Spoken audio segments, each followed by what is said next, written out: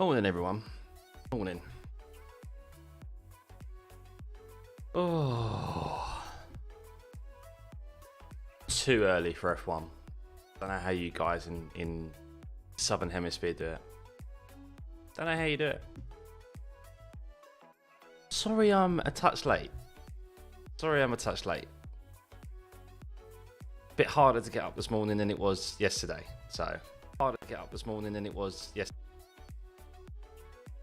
Oh, very early morning to me. Yes, thank you, Matt. Good to see you. Lamborghini evening for you. Yeah, it's nice. Nice for you.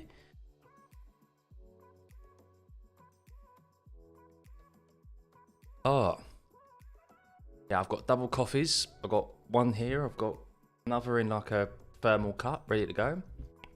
It's very sunny over here. Yes, Cacao Saw. Yeah, your trackside. Which corner are you at? Buddy? It does look very nice weather over there. But yeah, well, morning, everyone. Evening, wherever you are in the world. Afternoon. I think I'm the only person where it's morning. Ah, India, it's 9 a.m. 9 a.m. So that's not too bad. Abhishek, that's not too bad. Trackside, so like a evening, Timo. Yeah, it's nice for you guys. Whereabouts? You're normally 5 hours behind, aren't you, Timo? So what is it, like 10 o'clock there, 10 p.m.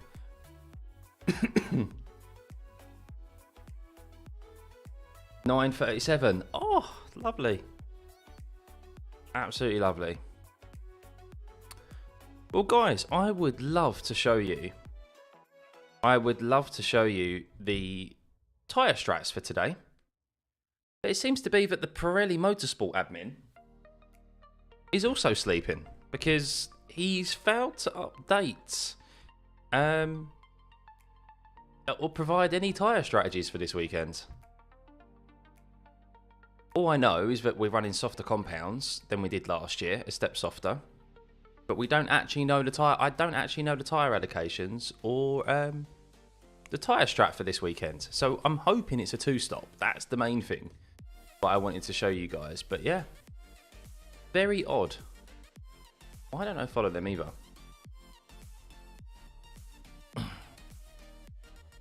But lovely jubbly, the data is all ready for us to switch over to. So I can just get ready to finish setting this up. And we're ready to go.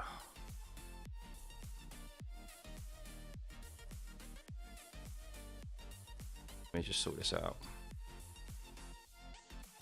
11:38 a.m. Oh, lovely. Yeah, we've got like an early morning swing coming up, haven't we?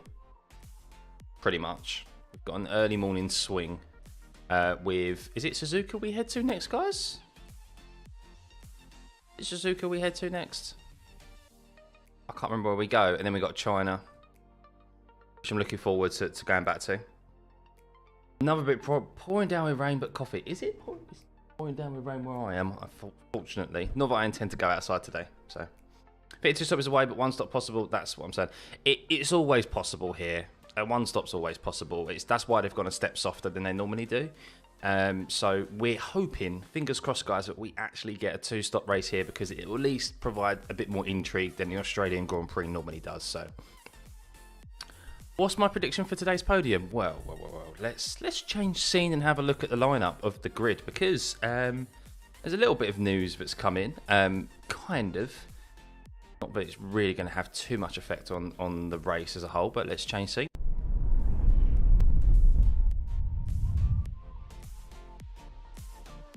Aha, right, there we go.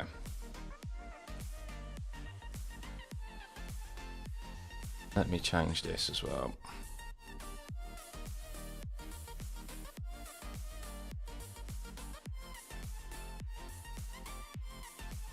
So,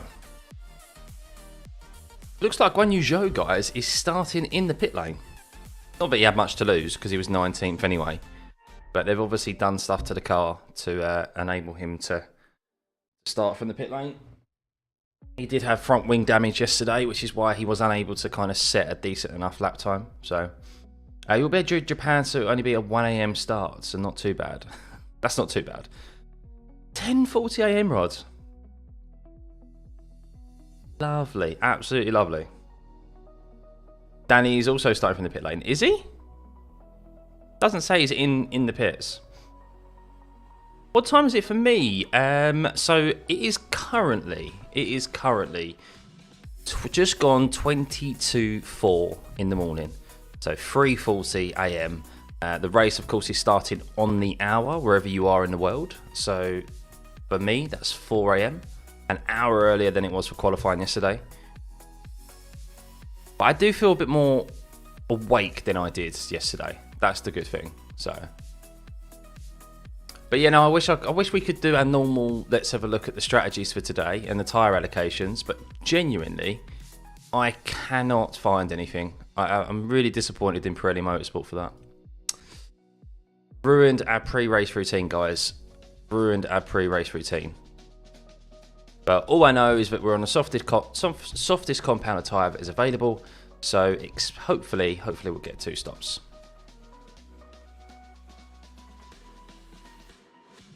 Hopefully it's as good as last year's. Yeah, well, last year's was only really good because of the red flags at the end. Other than that, it wasn't that much of an entertaining race, was it, to be honest with you? As Australia generally tends not to be. We've tried to make changes to the track, of course, remove the chicane just before you head onto like the back straight there, or back curve, but hasn't really done too much. You was playing iRacing until 2, Matt. 3 AM and still awake, average high school college. Well, yeah, that's the thing. So I've got a busy day ahead of me. I'm doing this. I've then got to go prep dinner because I've got family coming round for a roast dinner this afternoon. So I've got to go put some meat on, slow cook it. I'm then going to go have a very early morning nap for a couple of hours because I don't think I'll be able to make the whole day with family coming round. And then I've got to do the podcast for Missed Apex podcast at 10 AM probably. And then, yeah, of course, hosting food, a dinner, Sunday dinner. So, oh, it is indeed, Graham. Morning, mate. Morning. Good to see you. Morning, everyone. If you could hit the like button, it'd be greatly appreciated today. For getting up so early and providing this watch-along experience for you. But Martin Brundle on the grid at the moment, so I don't think really there's any of. Well, actually, sorry guys. So the big news yesterday, after we ended the stream, is that Sergio Perez actually was the one who impeded Nico Hülkenberg in qualifying. So he has received a 3-place grid penalty. So Perez now starts in 6th place, compared to 3rd place. So that's bumped up Norris, Leclerc, and Piastri. So now Norris and Leclerc are lining up on the 2nd row of the grid, which is good for us neutrals, and then Piastri and Perez are on the 3rd row. So hopefully one of those 3 behind Verstappen can get ahead of him into the first corner and at least make this interesting. Lamb slow full roast. Yeah, I wish it was lamb. It's not quite. I'm going for brisket. I'm slow cooking a brisket so it tears up, and then doing some chicken later on as well. So I think the V-Carb RB going to get their first points today with Yuki. Yeah, possibly. So, of course, we need to see how Hamilton's going to do. I think that Mercedes is just such a horrible car at the moment. It's such an unpredictable car again, as has kind of been the case throughout this ground effect era. He looked good in FP3 with a higher fuel run. So I think it's maybe a better race car than it is a qualifying car. Of course, George Russell, who got through by the skin of his teeth as well, just beating his teammate into Q3, is now lining up in 7th. So we'll see if that Merc is any better on the Sunday than it is on the Saturday. But yeah, not a good result there for Hamilton. Just 3rd race in a row where he's out of position in qualifying. So yeah, for Hamilton fans, us Hamilton fans, it's not good at the moment. We just want to skip, and I bet he just wants to skip to 2025. So Put in an all-nighter just for your favourite driver stop here. Hey, Biscuit, good to see you. Car over the place. Me and need to set up the car to be pointy enough to turn and not be oversteer. Yeah, that's... Certain cars have certain characteristics, Timo. You have to dial it out, don't you? To suit your style. Been awake since yesterday? Oh yeah, I couldn't do that. I couldn't do that. I did get home yesterday from being out and fell asleep at 2 a.m. 2 a.m? 2 p.m. to 6 p.m. Woke up, had some dinner, and then went back to sleep again at like 11. So I've had a few hours sleep. I've had a few hours. Not as many as I'd like on a Sunday. I like to get normally in like 9 hours. Nice 9-hour lay-in or something. But I'm trying to see if we do have confirmation of what the tyre strategies will be today. Still not getting anything from Pirelli in that regard, which is a shame. But they're singing a national anthem now, so not long, guys. Not long until the Australian Grand Prix gets underway. Just over 10 minutes time. Just over 10 minutes time. So yeah, hit the like button. Hit the like button. Come on. 50 of you in here. Much appreciated. Much appreciated. Sleep is for the weak, Happy. I disagree. Wait until you get into your 30s. It's definitely not. Watching on Sky Sports? Yes, they are. Yeah, right now. Yeah. 9 p.m. Nice, nice. It is indeed supremacy. It is indeed. You're almost halfway there. Oh God, there you are, young whippersnappers. Oh, from 20 to 30. Okay. Yeah, trust me. Late nights. The late nights are no chance. I couldn't do a 3 a.m. out in a nightclub anymore. God knows. I can't remember the last time I went to a nightclub, actually. Morning, Jerome. Good to see you awake at this time. Do you think Hamilton has a chance at winning today? If we have 3 red flags, yes. And 3 standing starts, possibly. Oh, God, yeah, Lewis Hamilton, man. It's not a good time to be a Lewis Hamilton fan, that's for sure. You're a Lewis Hamilton fan, not even that delusional, yeah. I mean, look, stranger things have happened, but yeah, not in that Mercedes. Let's be honest. So we need, as I said, we need someone to send it down the inside of Verstappen, force him off the track, or do something to Max to stop him from leading down into turn 2.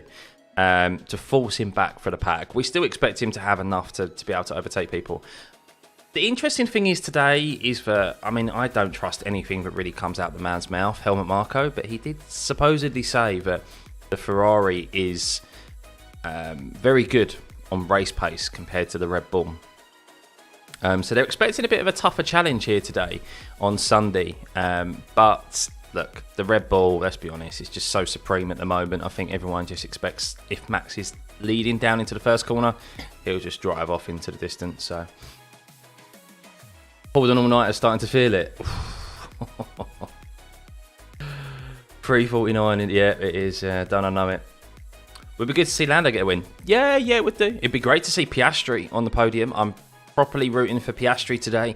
Of course, Danny Ricciardo, the other Aussie, who's down in 18th, he's definitely not getting a podium, especially being in the RB car. So, yeah, Piastri, great to see him get on the podium today if he can.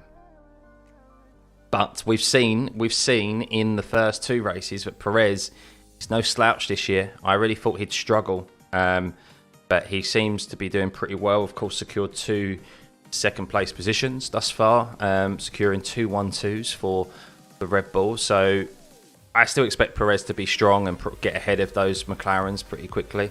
Of course, Sainz seems to have the better of Leclerc this weekend thus far. So just hope we see a bolshy and aggressive Sainz down into turn 1 and just take it to Max as best as he can. Watch F3 and F2 and then Ultra Music Festival live stream, so I guess I'll just... yeah, just sleep during the day. That's what Sundays are for anyway. Carlos locks up and goes straight on. Yeah, if only. We'll see. You got to support Kevin, no matter how hard it is at times. What, Kevin Magnussen, down in 14th position. What about the Alpines, guys? What about the Alpines, though? Wow. Not a good time to be an Alpine fan, is it?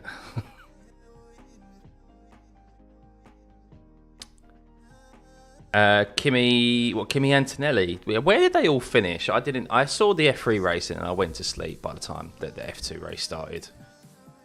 That Zane Maloney's doing really well. That Zane Maloney, is Zane Maloney attached to any F1 team by any chance?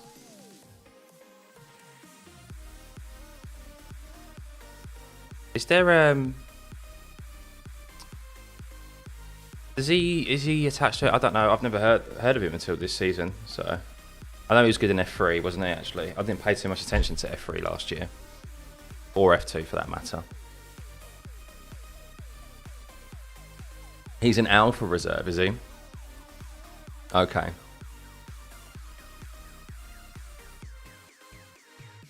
What's this?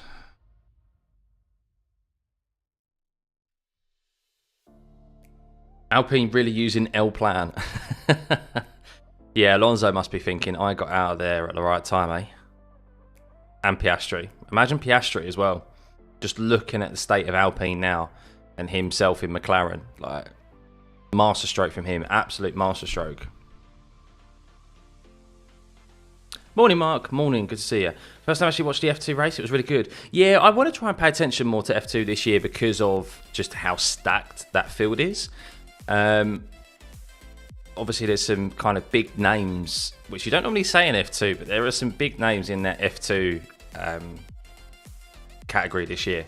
So definitely one to keep an eye on. Of course, the big name at the moment is Zane Maloney, because he's just like another podium.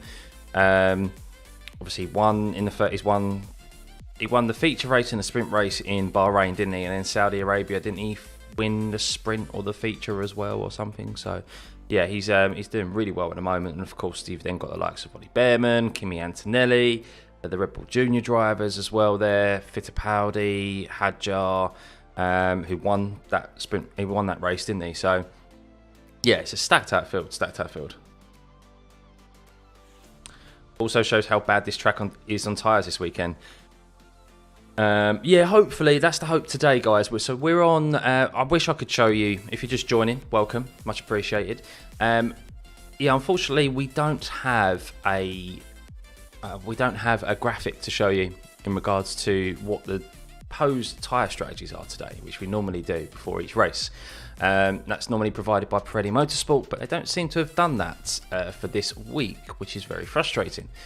Don't even get to see the tyre allocations for this week. So yeah, I don't know what tyres people are going to start on. I'm thinking it's going to be mediums and hard compound tyres that we're going to see today. The soft may come into play if we've got safety cars, but yeah, because we're on the softest compound of tyre that they can possibly bring, so one step softer than last year, hopefully that's going to enforce at least a 2-stop or like a risky 1-stop strategy where they properly have to manage the tyres. There's potential fall off. That's what we want. And Australia has suffered because it's always been kind of a pretty easy 1-stop. Who remembers Alex Albon a couple of years ago taking that hard compound tyre the whole race length and then pitting on the last lap? Like that should never happen in a race, in my opinion. Saudi Arabia, like a few weeks ago, that was kind of my bugbear, was that but they could have just taken those hard compound tyres the whole race distance, and it just it doesn't provide for great racing. Oscar said he was starting on hards. Fairs. Right, that's coffee number 1 down. I do have another one here in my thermal cup.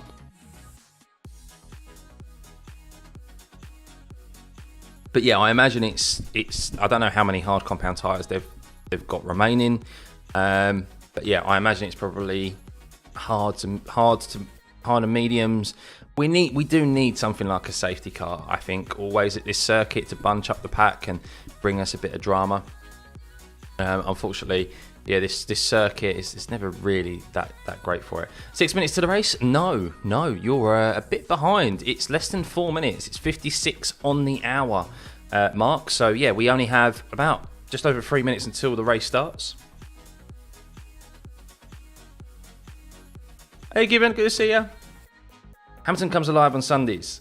Yeah, but it's 2021. We're going back to 2021 supremacy. Hamilton in this new ground effect era just has not had the car underneath him and doesn't have any confidence. So Hamilton is moving at the right time to Ferrari, isn't he? Let's be honest. Ferrari definitely look like they're going to be the closest challenger to Red Bull this year and probably going into next year. So, here we go. We have tyres. And the top 9 are starting on the mediums, and Alonso is starting on the hards. Interesting split strategy there from the Aston Martins. That is good to see. Lewis Hamilton on a brand new set of soft compound tyres. Interesting from the Mercedes there. Interesting. So, he's obviously got an extra brand new set of softs available to him because he didn't make it through to Q3. So Hamilton making use of those extra softs, potentially to get a good start. He'll have more grip off the start and probably head into the first couple of laps, try and be bolshy, make up those early positions. There's always potential for a safety car here early on in the race. So he may get a free pit stop to then gain those early positions and then end up on the same strategy as those in front of him. So yeah, come on Lewis. We need to see an aggressive Lewis today. We haven't seen an aggressive Lewis for quite some time. It could, of course, massively backfire, but when you're starting down in 11th position, there's not really a lot to lose, guys. There's not really a lot for him to lose.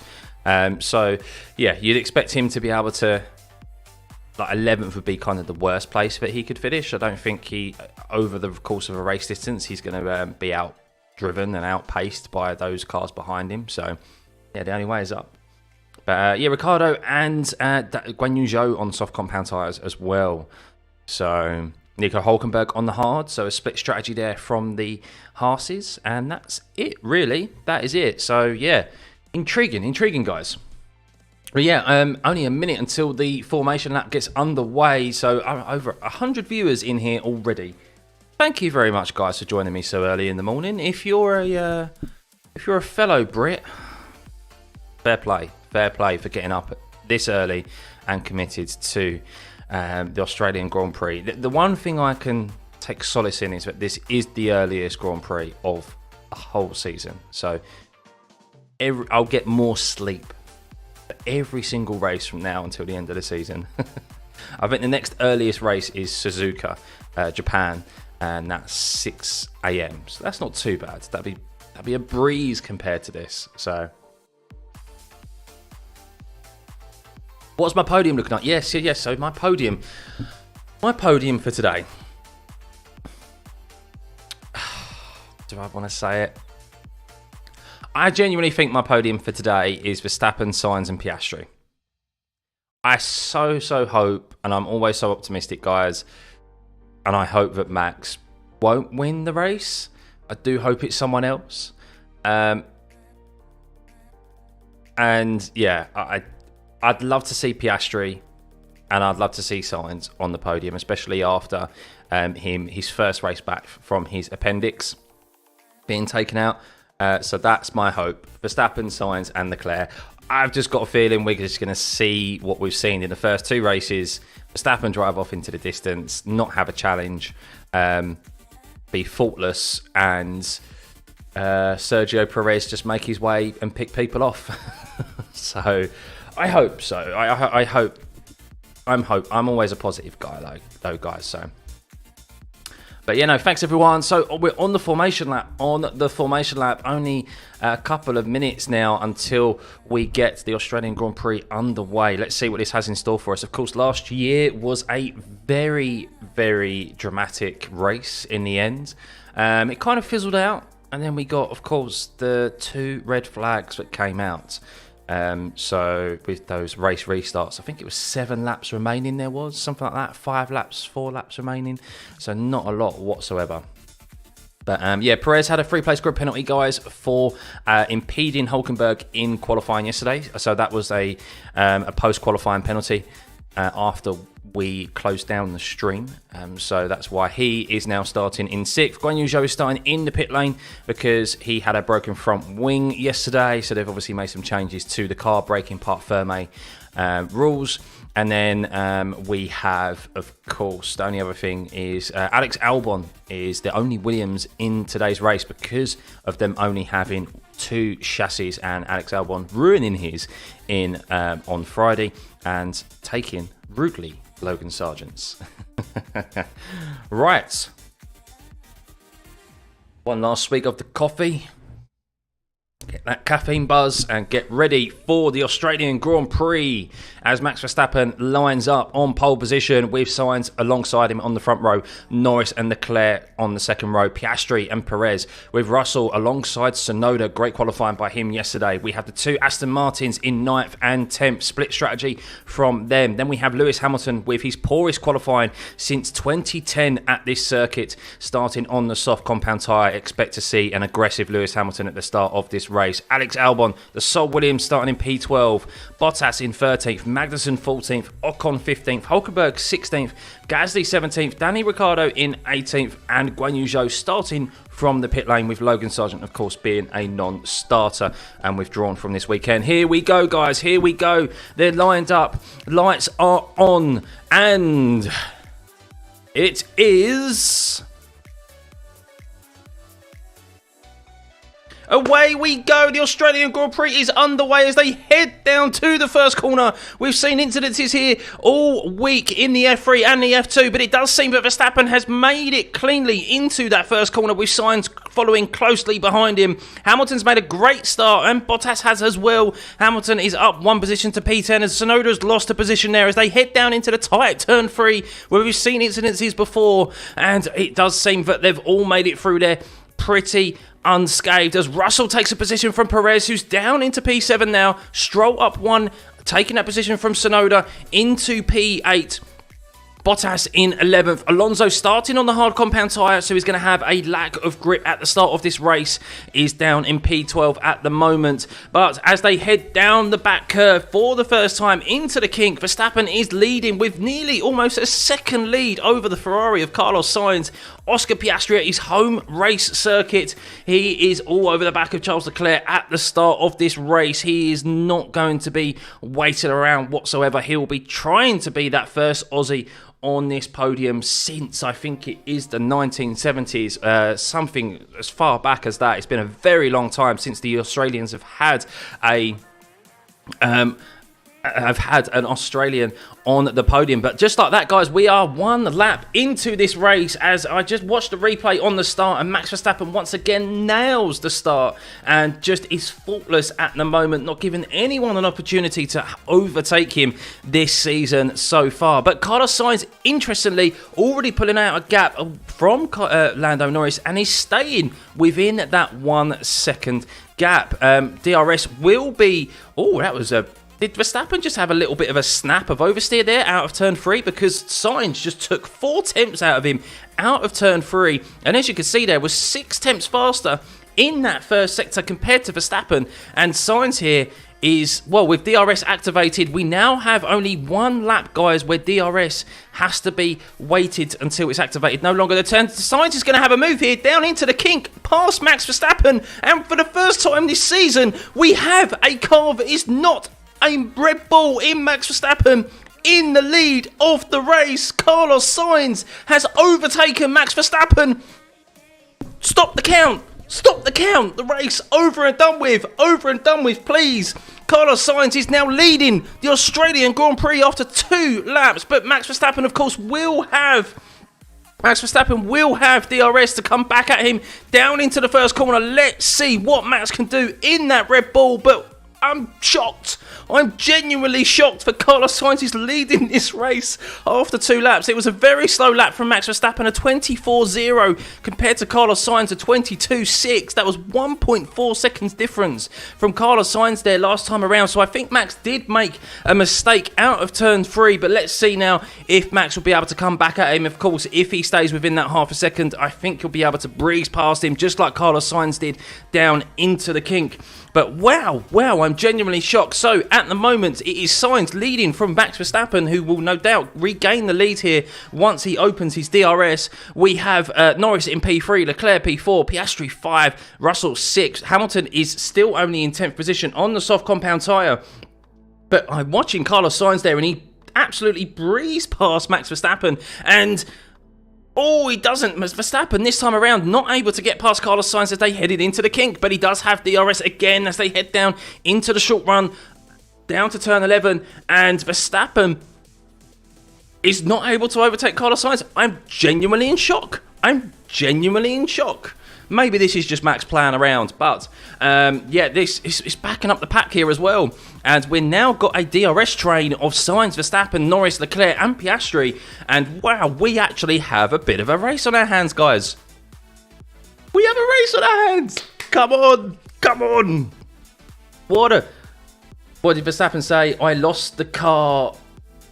just lost the car. Really weird is what Verstappen reported. So yeah, he had a really big wobble in turn 3 on the second lap, where Sainz was then able to overtake him. But intriguingly, Sainz was able to defend there from Verstappen down into turn 9. Of course, there'll be different battery deployments that are used as well. So maybe Verstappen hasn't used his battery to have a go at Sainz. Maybe Sainz did, to make sure that he maintained that position. So there'll be games going around in that regard. But Max there, look, has dropped back to a second. Max has dropped back to a second back from Carlos Sainz, and maybe that Red Bull struggling a little bit more in the dirty air. It's not often we've seen the Red Bull in dirty air, guys.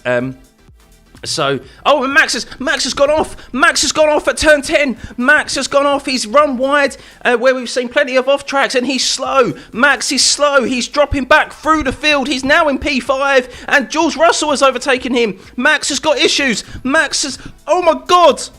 I don't know what to say. Max is dropping back through the field. He's run off at turns 10 and he has severe issues. Surely he's coming into the pit lane, guys, to repair whatever issue he has. And is Max in the pit lane?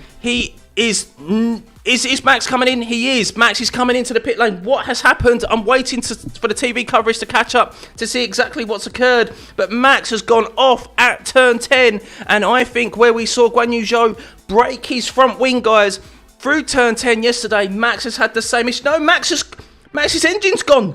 His engine's gone. It's smoking. Oh my God. Is this a retirement from Max Verstappen? Is this the faultless reliability of the Red Bull just gone? It is smoking proper. I can't tell if it's actually the rear of the car. I can't tell if it's the brake duct or if it's the engine. It is smoking, so he didn't go off. He's slow because the engine has gone pop. He did replace the PU for this weekend, guys, and that is a brand new engine for the Red Bull. Just gone. Max Verstappen has retired from the Australian Grand Prix. Oh my God, who had that on their bingo card? Brake. Apparently it's the brake. It's not the engine. He's reporting it's the brake. I mean, I don't know. But guys, let's have a look at this race. We now have a race for the lead. Carlos Sainz is your leader in P1 from Lando Norris in P2. Leclerc in 3rd. Piastri 4th. Russell up into 5th. Perez in 6th. Stroll 7th. Tsunoda 8th.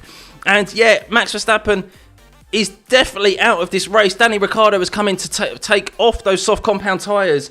But I think this is definitely... I'm just waiting for confirmation that Max is out of this race. The rear brake, the right rear brake, they've got the fire extinguishers out. The right rear brake is on fire and it's melted the right rear tyre. Wow, so it's brake failure from the Red Bull, not an engine, easily mistaken because of how much that car was smoking out of the rear. But yes, Max Verstappen's right rear brake has failed, guys, and for the first time since the start of 2022, the Red Bull has had a retirement, a mechanical issue. They're so faultless, the Red Bull, and not giving anyone a sign of an opportunity because their reliability has been faultless. Max Verstappen is out of this race. Wow, so that was why Max had that loss of control through turn 3 at the start of the race, where he said that was really weird. Well, clearly it was a brake failure. So we have a race on our hands, guys. We have a race on our hands. Who's glad they got up at 3 a.m. this morning? Who's glad? I definitely am. Ooh, right. So anyone in that top 4 could win this race now. Anyone can feel that they can win this race. Of course, Sergio Perez will still be thinking he can win this race if he gets past George Russell. But George Russell is doing a great job at the moment, holding back the Red Bull of Sergio Perez. Lewis Hamilton on the soft compound tyres, up 2 positions in 9th. Only making 1 on-track overtake thus far, though. That extra position he's gained is because of Max Verstappen's retirement. But importantly for Carlos Sainz, he is ahead of the DRS of Lando Norris. Charles Leclerc cannot get past Lando at the moment. He is in a McLaren. He is the meat in the McLaren sandwich at the as it stands. And Sergio Perez has cleared George Russell. So Sergio, the only remaining Red Bull out there, is still a potential to win this race. I really hope not. I really hope we're not going to see every single race this year won by a Red Bull car. But George Russell's regained the position. George Russell there, has he regained the position from Sergio Perez? He has. So George Russell regained the position there from Sergio Perez. Guan Yu Zhou into the pit lane as well. He has come off of those soft compound tyres. Lewis Hamilton lasting only 6 laps on those soft compound tyres. Maybe this is... maybe they believe the hard compound could go the whole race distance, as we've seen in the past, even though we're a step softer than we have been in previous years, than last year. Maybe this is those soft runners indicating that they can take the hard compound the whole race distance. We will see. Ooh. Sainz doing great, but hoping for Norris to get his cherry popped. Yes, potentially, yes. So Lando Norris, of course. Importantly for Sainz is that he's increasing that lead at the moment, 2.2 seconds ahead of Lando. Charles Leclerc will be wanting to get past Lando pretty sharpish, but yeah, this race is not a done deal by any means. Yes, George Russell and Perez seem to be a little bit back and forth with the track map at the moment. But Sergio does look like he's going for a move down into turn 11. They do get DRS out of the exit of turn 10, and he holds on for just a little bit longer. This is all favouring, of course, the front 4 at the moment, because they don't have to focus so much on those cars behind. So, Lewis Hamilton, for you fans out there, has pitted onto the hard compound tyre. He's in a bit of clean air, and I wonder if this is an indication that they can take those hards to the end of the race. We have George Russell in the pit lane as well. Wow, these drivers are coming in so early. They're coming in so early. Less than 10 laps on the medium compound tyres. They are coming in, and I assume this is either a confirmation of a 2-stop or that these hard compound tyres can go to the very end of the race. I'd be surprised if the hards can go to the end of the race, but I'm kind of never shocked now when it comes to Pirelli tyres, guys. Whenever I think that they can't go a certain distance, they do. Lance Stroll, they got ahead of Lewis Hamilton. Just Hamilton now, only 1 position behind his teammate. So if Hamilton on, of course, an extra lap on those hard compound tyres, he's got those up to temperature. If he can overtake Lance Stroll, he will be behind his teammate, who started in 7th position, 4 places ahead of him.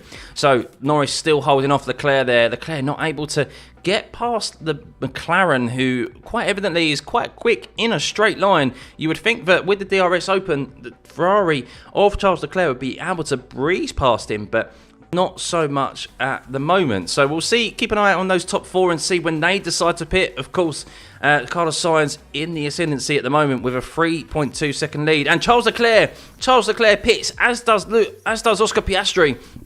So yes, those two trying to see if they can do the undercuts on each other. Of course, Piastri was going to always react to what Charles Leclerc did, I think, or maybe do the opposite, try and force Ferrari's hand. But Leclerc definitely trying to go for the undercut on Lando Norris. So we'll see if Sainz and Norris react to that. But unfortunately for Leclerc and Piastri, is that they've come out right behind the fight of Gasly and Hulkenberg there, so we'll see if they're able to dispatch them pretty quickly. Hamilton gets out ahead of Tsunoda, importantly for him, so he's done the undercut on the RB car there. Hamilton needs to try and stay tight to Lance Stroll, which he hasn't been able to do, and it does seem to be actually Lance Stroll is the one closing down George Russell rather than Hamilton closing down Stroll. Very close there from Albon and Ocon and Magnussen as they head down into turn 3. Let's keep an eye on Sainz and Norris and see if they come into the pit lane. Sergio Perez, Carlos Sainz is talking about opening the gap now. Let's open the gap. The car feels good, so I can't imagine they're going to pit him. Can't imagine they're going to pit him unless they do and they think, well, there's an opportunity here to get ahead of Hulkenberg and Gasly. No. So we'll see. But that's probably going to play into Carlos Sainz and Norris's hands if Ocon and Magnussen, well, they have pitted. They pitted early. They're on the hard compound tyres. So is that laps already? No, sorry, they're in 5th and 6th. I was looking at the wrong Alpine and Haas on the leaderboard there of Magnussen and Ocon. Sorry, it's Gasly and Hulkenberg who are up there in 5th and 6th, yet to pit in this race. But Sainz setting another fastest lap, 4.6 seconds. He is pushing. Sainz is pushing at the moment to try and open up a gap so that he can pit and come out ahead of Hulkenberg and Gasly. I think he's kind of got that covered at the moment, so we'll see if he comes into the pit lane anytime soon. Of course, Lando Norris there, falling back behind, just can't cope with the pace of Sainz at this early stage of the race. Sergio Perez, though, is setting good lap times as Hamilton gets a lap time deleted. Max is already out of the car and over to the pit wall, probably thinking about getting on iRacing already, guys, already.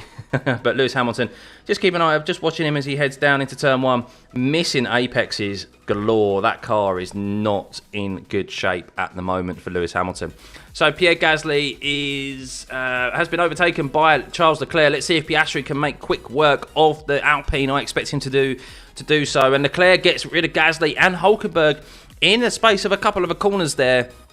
And that gives him just a little bit of extra breathing space from Oscar Piastri, as Oscar Piastri will probably have to wait until he gets down into turn 1. But wow, guys, we actually have an intriguing race on our hands. Yes! Just hit the like button, guys. There's over 400 of you in here. And look, it was bound to happen at some point. It was bound to happen at some point where Red Bull had a mechanical failure. It's one of the longest streaks ever where they haven't had one. But yeah, guys, if you could hit that like button, get us to over 100 likes. Come on. We could do it. Is Max okay? Max is personally okay, yes. He had to bring the car back to the pit lane for a brake failure. His right rear brake was on fire and melted the tyre. They had to get the fire extinguishers out, and of course that's why he had to retire the car. The first mechanical retirement of the Red Bull since the start of 2022. Remember when they had those engine issues or fuel line issues? Yeah, it's been a long time, but we've had to wait to see Max Verstappen retire from a race. But it provides us a great race in front of us, guys, especially if we get a safety car. If we get a safety car as well, it makes it even more intriguing. But at the moment, you can see there that Sainz is in the ascendancy in P1. 5.7 second lead from Lando Norris. He is just going hammer and tong at the moment. 7 tenths a lap quicker than Lando. But of course, what this is going to be doing is it's going to be shredding his tyres a lot quicker than maybe what Lando and Sergio Perez there, because they're doing high 22s and 23s. Does seem like Perez had a bit of a mistake last time around, and Fernando Alonso, don't rule Fernando Alonso out of this race, guys. He's the only driver in the top 10 to start on the hard compound tyre, going for that alternative strategy, and he's currently in P4 and actually closing in on the Red Bull of Sergio Perez. But Charles Leclerc is, of course, closing that gap as well and pulling away from Oscar Piastri, a 21.8 from him last time around. So the Ferraris definitely do have some good race pace here, and as much as I think the only opportunity the McLarens have to win this race today, guys, is probably with a safety car to try and get ahead of the Ferraris. I think the Ferraris probably do have the race pace on them. But look, we've already lost Max Verstappen out of this race, which no one would have predicted at the start. So anything can happen. But as we are now 13 laps, or about to start the 14th lap of this race, let's have a rundown of the current grid. So we have Carlos Sainz in P1, Lando Norris in the McLaren in P2, Sergio Perez in P3. We have Fernando Alonso up 6 positions on the alternative strategy, starting on the hard compound tyre in P4. Closing down Sergio Perez. Sergio's medium compound tyres are definitely falling off there. Sergio, yes, already reporting that he thinks we overdid it on this tyre. You can see there that Fernando, a 23.1 last time around, and that's the second lap in a row where Perez has done higher 23s on this medium. So his medium tyres are dead. Expect Perez to probably come into the pit lane very quickly, or at least fall the victim of Fernando Alonso. Charles Leclerc in P5 has already made a pit stop and is ahead of Oscar Piastri, trying to do the undercut on Lando Norris. We'll see if he's able to do so. Piastri in P6. Come on, Piastri. You can get a good result today. Get a good result at your home Grand Prix. Hulkenberg up 9 positions in 7th, also starting on the hard compound tyre. Gasly doing well at the moment in P8, but just kind of falling back. He will probably become a victim to George Russell, who's also made a pit stop in 9th. Lance Stroll in 10th. Hamilton, who started on a soft compound tyre, is in 11th. He has made up a couple of... he has technically made up a couple of positions, even though it doesn't state it. He's still 11th. He's got ahead of Tsunoda, who was ahead of him, and he did make a position at the start as Lando Norris comes into the pit lane. So keep an eye out on Lando. Is Charles Leclerc going to get the undercut done on Lando Norris? I think he's got it done very, very easily. And I think even his teammate might have done the undercut on him as well. Let's see if Piastri is able to get ahead of Lando as they head down into the first corner. Could we see teammates going side by side? And Piastri's done the undercut on his teammate. Ooh, that's not going to go down well for the Lando Norris camp. And Sergio Perez comes out right into the fight there of Lewis Hamilton. Sergio Perez right out in front of Lewis Hamilton. Is Hamilton going to be able to take it to Perez as they head down into turn 3? It's been a while since we've seen Hamilton have an opportunity to go wheel to wheel with a Red Bull, and he's not able to. Of course, just outside the DRS of Lance Stroll, wasn't able to get that run on Sergio Perez, and we'll see if Sergio, on this brand new set of hards, probably be able to breeze away from the Mercedes of Lewis Hamilton. But what this is doing for Yuki Tsunoda is allowing him to catch up to Lewis, but Lewis will have DRS. Let's see if he can do anything in the DRS of the Red Bull as they head through to turns 10, and it does seem like that he's not really gaining. That Mercedes is just, very slow, as George Russell is finding out as well, because he cannot get past the Alpine of Gasly, who is in the DRS of Nico Hulkenberg. So the Mercedes is just rubbish, as it pains me to say, guys. It's just rubbish. It's just rubbish. But Red Bull just stated that Max's DNF was due to right rear brake issue. Yeah, Max said his right rear was on fire. You could see the tyre was melting. But Carlos Sainz doing really well there at the moment. 22.6s on the medium compound tyre. Yes, he is slower, around a second slower now, as we really do see the tyre delta coming into play here. It was very close between Perez and Lewis as they went into turn 1 there. Good defence from Sergio, just covered off Lewis, and Perez will be all over the back of Lance Stroll as we see a train here as Russell does finally dispatch Gasly, but Hamilton just, well off the pace. Right, so Carlos Sainz, when are you going to pit? Fernando Alonso is now up into P2. On the alternative strategy. So, of course, if there's a safety car, happy days for Fernando Alonso. Let's keep an eye out on George Russell. Is he going to be able to overtake Hulkenberg? Gasly being closed down by Sergio. And Hamilton's got an issue. Hamilton is slow. And Hamilton has a mechanical issue. What has happened to Lewis? Has he lost it? Or is there an issue with that car? He is going very slow as they go down through turn 9 and turn 10. And what has happened to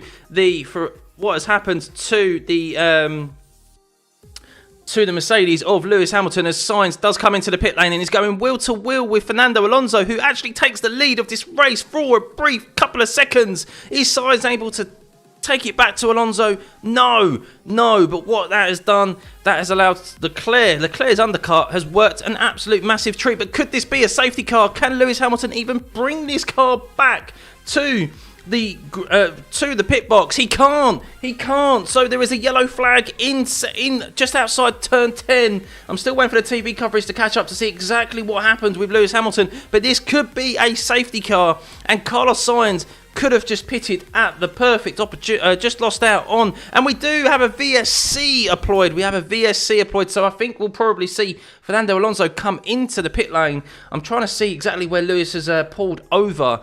Is it in a safe enough position for a or does a full safety car have to be called? But yeah, Lewis Hamilton was going very slow on the circuit. Double yellow in sector 10, but this will help Fernando Alonso. As we see here, he will come in and make that free pit stop. And there's an engine failure for the Mercedes of Lewis Hamilton. Oh, the first PU that we've seen go pop in Mercedes for quite some time. They're always very good on their power units, but yes, a mechanical failure for Lewis Hamilton. Nothing he can do there, unfortunately. So we'll see if George Russell has the same issues throughout this race. But Fernando Alonso taking the opportunity there of getting a nice free pit stop. Of course, with the VSC, you are able to go under full speed in the pit lane. On the pit lane entry and pit lane exit, so you reduce your pit stop time by around 10 to 15 seconds, I think it is, something like that, than if it was with the VSC. But yeah, they've been able to remove Hamilton's car safely, so we are back under green flag. No need for a full safety car. But as that VSC ends, let's have a look at the grid. We have Sainz and Leclerc. Of course, Carlos Sainz, this is not over by any means, this race, guys, because, of course, Carlos Sainz is not without a seat next year. It is not lost on us that he has been dumped by Ferrari.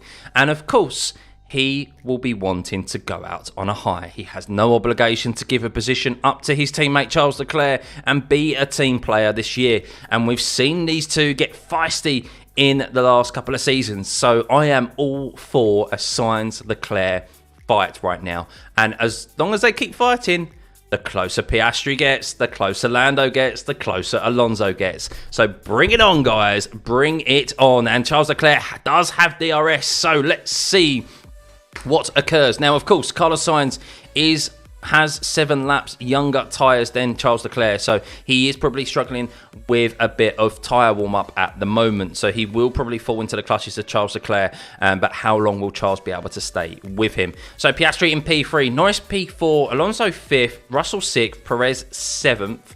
We have Lance Stroll actually attacking Perez. That wasn't on my bingo card at the start of this race, guys. Yuki Tsunoda in P9. We have Albon in P10. In that sole Williams. So thus far, the decision by Williams to run Alex Albon instead of Logan Sargent is paying off. Magnussen in 11th. Hulkenberg in 12th. Interestingly, gone onto the medium compound tyre. Of course, you have to run 2 different tyre compounds throughout this race. We have Ricciardo in 13th. Up 5 positions thus far. Guan Yu Zhou 14th, Gasly 15th, Bottas 16th, and Ocon in 17th. With everyone now making at least 1 pit stop. But we have lost probably the 2 biggest names in the sport due to mechanical issues. The Red Bull of Max Verstappen with only the 3rd lap of this race with a brake failure. We have Lewis Hamilton out of this race in the Mercedes with a power unit failure. So yeah, 2 things that I didn't expect at the start of this race, guys. But, woof. We don't know why he DNF'd. Who? Which one? Who? Lewis? It was a power unit failure. Yeah, his power unit has just gone pop. Funny if Sainz is the only other winner this year. Yeah, repeater last year. Thank you, Helen. Thank you for the sub. And thank you anyone else who has subbed in the meantime and hasn't shown up as an alert. Much appreciated. Hit the like button, guys. Let's go. Thank you for joining me so early in this morning, and I didn't expect this race. I'm so glad I got up this morning as well, because I didn't think we'd be getting a non-Max Verstappen win so early in the season. So thank you, mechanical gods. Thank you, the mechanical gods out there for... Thankfully, Max is safe because a brake failure is always a health and safety concern, and he didn't go flying off as he went through turns 9 and 10. But yeah, it's provided us with an intriguing race, and I bet a number of people are going to miss it. A number of people are going to miss it because it's so early in the morning. They thought, I'm not going to bother tuning in. I'm not going to bother tuning in. They're going to get a nice surprise when they wake up in the morning. Right, so interestingly, the top 4 are not within the DRS of each other. So I'm a bit oblivious, guys, to whether or not this hard compound tyre can go to the end of the race. I'll keep up to date with the radio transmissions for you to see if anyone is going to be pitting again. So yeah, Sainz has broken that DRS of Leclerc. You can see there, as he's now got those tyres up to temperature, they are slightly younger, 7 laps to be exact, than his teammate who did the undercut on both of... did the undercut on Lando. His teammate Piastri also did the undercut as well. I think that's backfired dramatically on Lando. But of course, who wouldn't want to see Oscar Piastri on the podium today, guys? What a result that would be. Aussie, this is literally his local track. He grew up 15 minutes down the road from Melbourne. So yeah, that'd be great for him. There's nothing to say that he actually might not finish further up on the podium step. So we'll see. We'll see. Do I think Leclerc's going to overtake Sainz? Not this early on in the race. I think they might be going into maybe a tyre management phase at the moment. I think they might look to just try and bridge a gap to the McLarens, and then because I'm still unaware if this is going to be a 1 or 2 stop. That's the thing. So I'm not sure if they're going to have to take these hards to the end of the race, or if there is another stop on our hands. I think there's going to be another stop. I think this is a 2-stop race. I'm hoping so anyway. But we've seen there Perez get past George Russell down into turn 9 and 10 and able to defend off that position. 21.7 from Perez last time around, of course, DRS assisted.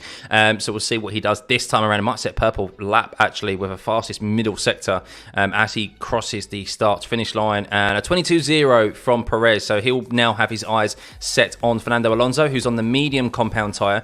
But we did see the mediums only lasted about 8-9 laps. Sergio Perez reported his rear tyres were done. They really fell off 8 to 9 laps into this race. I'm thinking this is definitely a 2-stop race. I can't see... Fernando Alonso will definitely have to pit again. I don't think the hard compound is going to go to the end of this race. That's what I'm hoping for anyway. But we can see there Ocon having a go at Bottas. I mean, look, the 2 Alpines fighting out at the back for nothing with the 2 Stake F1 cars. Who would have predicted that at the start of this season? Let's see. Tsunoda down there in ninth place at the moment. Danny Ricciardo, the other Aussie here today, of course, getting a lot of stick for his qualifying performance yesterday. Rightly so, is in P13. Is he closing up on Nico Hülkenberg and Magnussen? Not at the moment, so we'll keep an eye on those lap times. But yeah, we're in the middle stage of this race, guys, where they're thinking about aiming 4 lap times and taking these tyres to a certain distance. Sainz there improving each lap, 21.4. Ahead of his teammate Charles Leclerc, of course, 7 laps difference. So slightly different strategy for those because Leclerc was out of position and he needed to do the undercut on Norris. So let's just see how the middle stint of this race plays out. Piastri to get a podium, hopefully. I think so, isolated. Yeah, I'm thinking it's hard, medium, hard. The softs just, I mean, they could only take them 5 to 6 laps. Of course, that was on full fuel, but I don't think they'd be able to take them much further at the end of the race. Pirelli might have had a masterstroke here by bringing a softer compound tyre than what they did last year. So we're a step softer. Of course, if anyone who isn't familiar with the Australian Grand Prix, it's always generally been just a standard 1-stop, which has been quite boring. Albon, a couple of years ago, took the hard compound tyre pretty much the whole race distance. He pitted on the last lap of the race. So to try and vary it up a little bit, they've tried to force drivers into making a second stop, or at least risking a very, very bold one-stop strategy. And that's the best. That's the best sort of racing. A one-stop isn't bad if people can make it work, but there needs to be kind of a tyre delta, a fall-off of the one-stop to make it risky, in my opinion. Forza Ferrari, Connor. Forza Ferrari. It's a great time to be a new Ferrari fan, isn't it? Lewis Hamilton's sitting there now going, technically, guys, my car's winning this race. Technically, I am winning this race, so it's a win-win. Because it's Carlos Sainz's seat he's taking. That's the one that's winning right now. So, yeah. But Carlos Sainz, man, I mean, he does... that man needs to be in another top seat for next year, doesn't he? He needs to be in another top team. I think he's been very hard done by, but he's being shoved out, to be honest with you. But yeah, I think it's great at the moment. Lewis is so done with Merc. Yeah, that Merc's horrendous. It's horrendous. I mean, George is down in 7th. He's setting 23 zeros. George is doing 23 zeros compared to Leclerc, who's doing 21 eights. That Mercedes is over a second slower than... It's over a second slower than the McLarens and the Ferraris at the moment. Because I'm comparing it to Leclerc and Piastri because they're on the same amount of tyre usage. We'll see as George Russell crosses the start-finish line what lap this was. So 22.9. He may be in tyre management phase, but even so, Piastri and Norris are in a tyre management phase probably as well at the same stage of this race, and they're a second quicker. So that Merc is just horrible. What have they done at Mercedes? What have they? They just really can't get their heads around this ground effect era. That is for sure. So Perez, 21.5. He is closing in on Alonso, who, of course, is on the medium compound tyre. He'll probably be hoping for another safety car, him. Otherwise, he's definitely going to fall into the clutches of Perez and no doubt eventually that of, potentially George Russell as well, because we have seen the fall off of the medium compound tyre already quite dramatically with Perez earlier on. Sainz, 21.5 last time around. He was green in the first sector, slightly slower in the middle. He is just so mega Sainz in that first sector. That extra grip that he has with those 7-lap younger hard tyres is quite evident. Compared to his teammates, of course, the rear of the car really needed the rear grip, especially out of turn 2 and turn 3 there. It's quite evident with those first sector times, about 3 tenths a lap quicker, and you can see there in the especially in the last sector as well, that's really where you need the grip, and purple in that last sector provides him another purple lap. And Charles Leclerc falling into the clutches of Oscar Piastri. Oscar Piastri 4 tenths quicker than Leclerc last time around. So we'll keep an eye out on that battle and see if Piastri smells a bit of blood. He's just sat back from Leclerc, managing his tyres. So we'll keep an eye out on that interval and see if it closes. So Hulkenberg is on the back of Albon here. Kind of the first bit of action we've had for a few laps. Let's see if Hulkenberg is able to take it to that last remaining Williams car, of course, currently in that last points position at the moment, Alex Albon. So James Vowles vindicated with his decision to give Albon that last car, that sole remaining chassis that, of course, Logan Sargent will be hoping. Will Logan Sargent be hoping that Alex Albon gets a point for the team? Or will he be sitting there thinking, I really hope that this decision backfires? I think if I was Logan Sargent, I'd be thinking I'd want this decision to backfire. I want Alex Albon not to prove to them that it was the right decision. So yeah, Perez on the back of Alonso now. He has DRS. So how hard is Alonso going to fight this? I can't imagine very much. I mean, there's at the moment in clean air, Perez has like over a 1.5 seconds difference in pace compared to Alonso. Those mediums are not lasting whatsoever, guys. This race is boring. No, it's not boring. The middle of races are always quite boring genuinely anyway, if you think about it, because it's all about tyre strategy. It's all about tyre management phase, especially with how the tyres are at the moment as well. The tyres are really soft. It seems to be a great decision by those at Pirelli. It's very, very... I don't say that very often whatsoever, guys. Whatsoever. But they seem to have made the right decision. Here we go, Perez. Here we go. Is he breezing past Fernando Alonso? Yes, he does. Down into turn 9. Very, very easy there. They've brought a softer compound this year, and it seems to be working. So the guys are managing their tyres at the moment. But you can see Charles Leclerc there is a lot slower than Carlos Sainz, but he has 7-lap older tyres than Carlos Sainz. So Lando is closing in on Oscar Piastri. Are they? McLaren can't, can they? McLaren can't give team orders, can they? To Oscar Piastri at his home Grand Prix. Imagine how that will go down at Melbourne. You can't. You need to let them fight, surely. Surely. Hopefully the first 4 pit, then Aston to win. We've already lost Lewis Hamilton and Max Verstappen, so anything's possible in this race. Anything's possible. As Alex Albon comes into the pit lane, so Albon was on 20 old lap hard tyres. So this is most definitely a 2-stop race. If Alex Albon is not able to take the hard compound tyre further than 20 laps, the man who took the hard compound tyre a whole race distance only a couple of seasons ago, we definitely know this is a 2-stop race. Woof, woof. What happened to Lewis? Yes, if you're just joining us, guys, thank you. Over 1,000 viewers. I did not expect to get over 1,000 viewers today so early in the morning. So thank you, guys. Thank you. 3 races in a row where we've got over 1,000 viewers. Lewis Hamilton had a power unit issue. His engine basically went pop. And Max Verstappen had a rear brake issue. So, yeah. That's why we've lost the 2 most prominent names in the sport, really. If you can hit the like button, guys, we've got only 123 likes with over 1,000 of you in here. Come on, let's get it to 500. Over half of you can hit that like button for sure.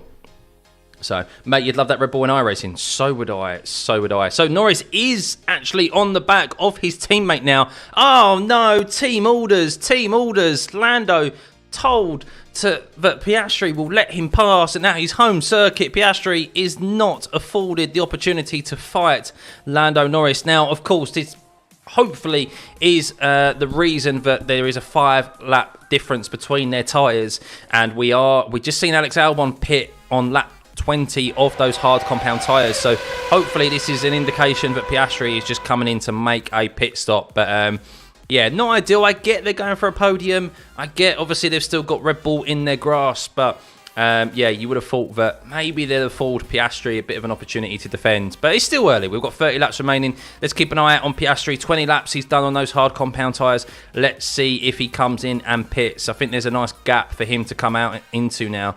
So let's see. Let's see. Maybe there's an opportunity for Piastri here to do an undercut on Charles Leclerc. Or are they going to extend this a bit further? Because how long are those hards going to go? How long are they going to go for on this stint? Surely they're going to be aiming for maybe 25 laps on the hard compound tyre at the end for the last stop. Albon, by the looks of it, has got some way to go on those hards at the end. So we'll see if that decision pays off. We're probably going to see Albon defending for his life at the end of this race once drivers come out behind him and make their pit stop. I have faith in Ferrari for once. It feels strange. It is a very odd feeling, isn't it, Connor? It is a very odd feeling. You really want Sainz to get the dub. Sainz is definitely in full control. He is in massive full control. The only thing that I think can probably ruin this for Sainz now is a safety car. I think that's the only thing that can ruin it for him. And Danny Ricciardo comes into the pit lane. And as we've seen last year, with this sort of circuit, anything's possible in regards to safety cars being brought out and there being incidents. So, yeah, we'll see. We'll see. So Danny Ricciardo took those hard compound tyres 23 laps. So we'll see. Maybe I'll take it back. Maybe there was a method behind the madness there of letting Piastri sit behind Lando Norris and just hopefully like get towed along. But of course, he'd be in the dirty air and take a bit more out of his tyres than what he's already got. But the fight here is to try and obviously secure a P2. I mean, they're still fighting technically for the win. Of course, Sainz is in control at the moment. But yeah, something can still happen. Thanks, Shanat. Thank you guys. Thank you for all the subs as well. Much appreciated, guys. Much appreciated. I'm actually going to mute the alerts. The event, they'll still show up, but the sounds won't come up. But yeah, much appreciated. Hit the like button, guys. Come on, there's over 1,200 of you in here. It really does help push the stream. Thumbs up, please. Thumbs up. Today's not a good day to be a Red Bull, and that's yeah. But how often have we said that, Gleed? How often have we said that in the last 2 to 3 years? So it's about time. It's 6 AM right now. Well, I beat you. It's 4:45 where I am. It's not even light outside yet. It's still pitch black. Right, so let's see. Fernando Alonso was in the DRS. Fernando Alonso surprisingly hasn't been able to. Well, Perez hasn't been able to break away from Fernando Alonso, intriguingly. And he probably still has him covered, but I wonder if Perez is starting to suffer on those tyres. Is the Red Bull not as good on those tyres as it has been at other circuits this year? Potentially. Maybe Alonso is just... Maybe he's not fussed about Alonso. He just knows that Alonso's trying to extend his stint on the mediums. Piastri still continues on 22 laps on those hard compound tyres now. Thankfully, still just sticking... He's just outside, of course, the DRS of his teammate, 1.7 seconds. Will still be receiving the dirty air. Guan Yu Zhou's having a fight there. It's the closest fight on track at the moment. But the field is pretty spread out as it is. So let's have a rundown as we are in the middle of this race. Nearly, are we halfway through? We are halfway through this race now. 27 laps remaining. So Carlos Sainz is your leader from his teammate Charles Leclerc. An 8-second lead at the moment. He is definitely in control. Leclerc is being closed down slightly by the McLaren of Lando Norris, who has 4 lap younger tyres than Charles Leclerc. Oscar Piastri in P4, Perez in P5, Alonso in P6. It's still within that DRS, intriguingly enough, on the medium compound tyre. George Russell in 7th, where he started with a very lonely race for him. We have Lance Stroll in 8th, Tsunoda in 9th in the last position there. Not last position. 10th is the last points position, which currently is preoccupied by Hulkenberg. We have Magnussen in 11th, Zhou in 12th, Gasly 13th, Albon 14th, who has made a pit stop, is on brand new hards, Bottas in 15th, Ocon 16th, Ricciardo 17th. And I'm not quite sure if I've heard correctly, but I think Perez might be managing a problem. I'll wait to see if it's... If that's confirmed, I'm pretty sure I heard something. But that's why Alonso is able to stay with Perez on 16 old lap medium compound tyres. Norris won't catch Leclerc. Why make the swap? He will catch Leclerc. Probably. He's on 4 lap old younger tyres. So that's a big difference. That is a big difference. We're going to start seeing those times fall off. Good vibes, Sainz. Let's go. Hey, Laura. Good to see you. Hi to Kian. Hi, Kian.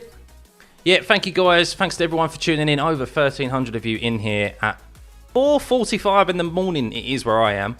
4:45, so I didn't expect that. Wonder if the Red Bull has gone too aggressive with its setup on tyres for quali. Possibly. They did say that Perez and Helmut Marko said the Ferrari is very good on race pace, and they think with this compounded tyre that they'll have a bit more of a race on their hands than they have done at Bahrain and Saudi. And of course, Max had his mechanical issue with his brake failure, but Perez is quite clearly indicating that he's struggling when it comes to tyre management. So yeah, Fernando Alonso easily matching him at the moment. So let's see what happened to Hamilton. Yes, if you're just joining, Hamilton had an engine failure, nothing that he could control, and he had to pull over and retire the car.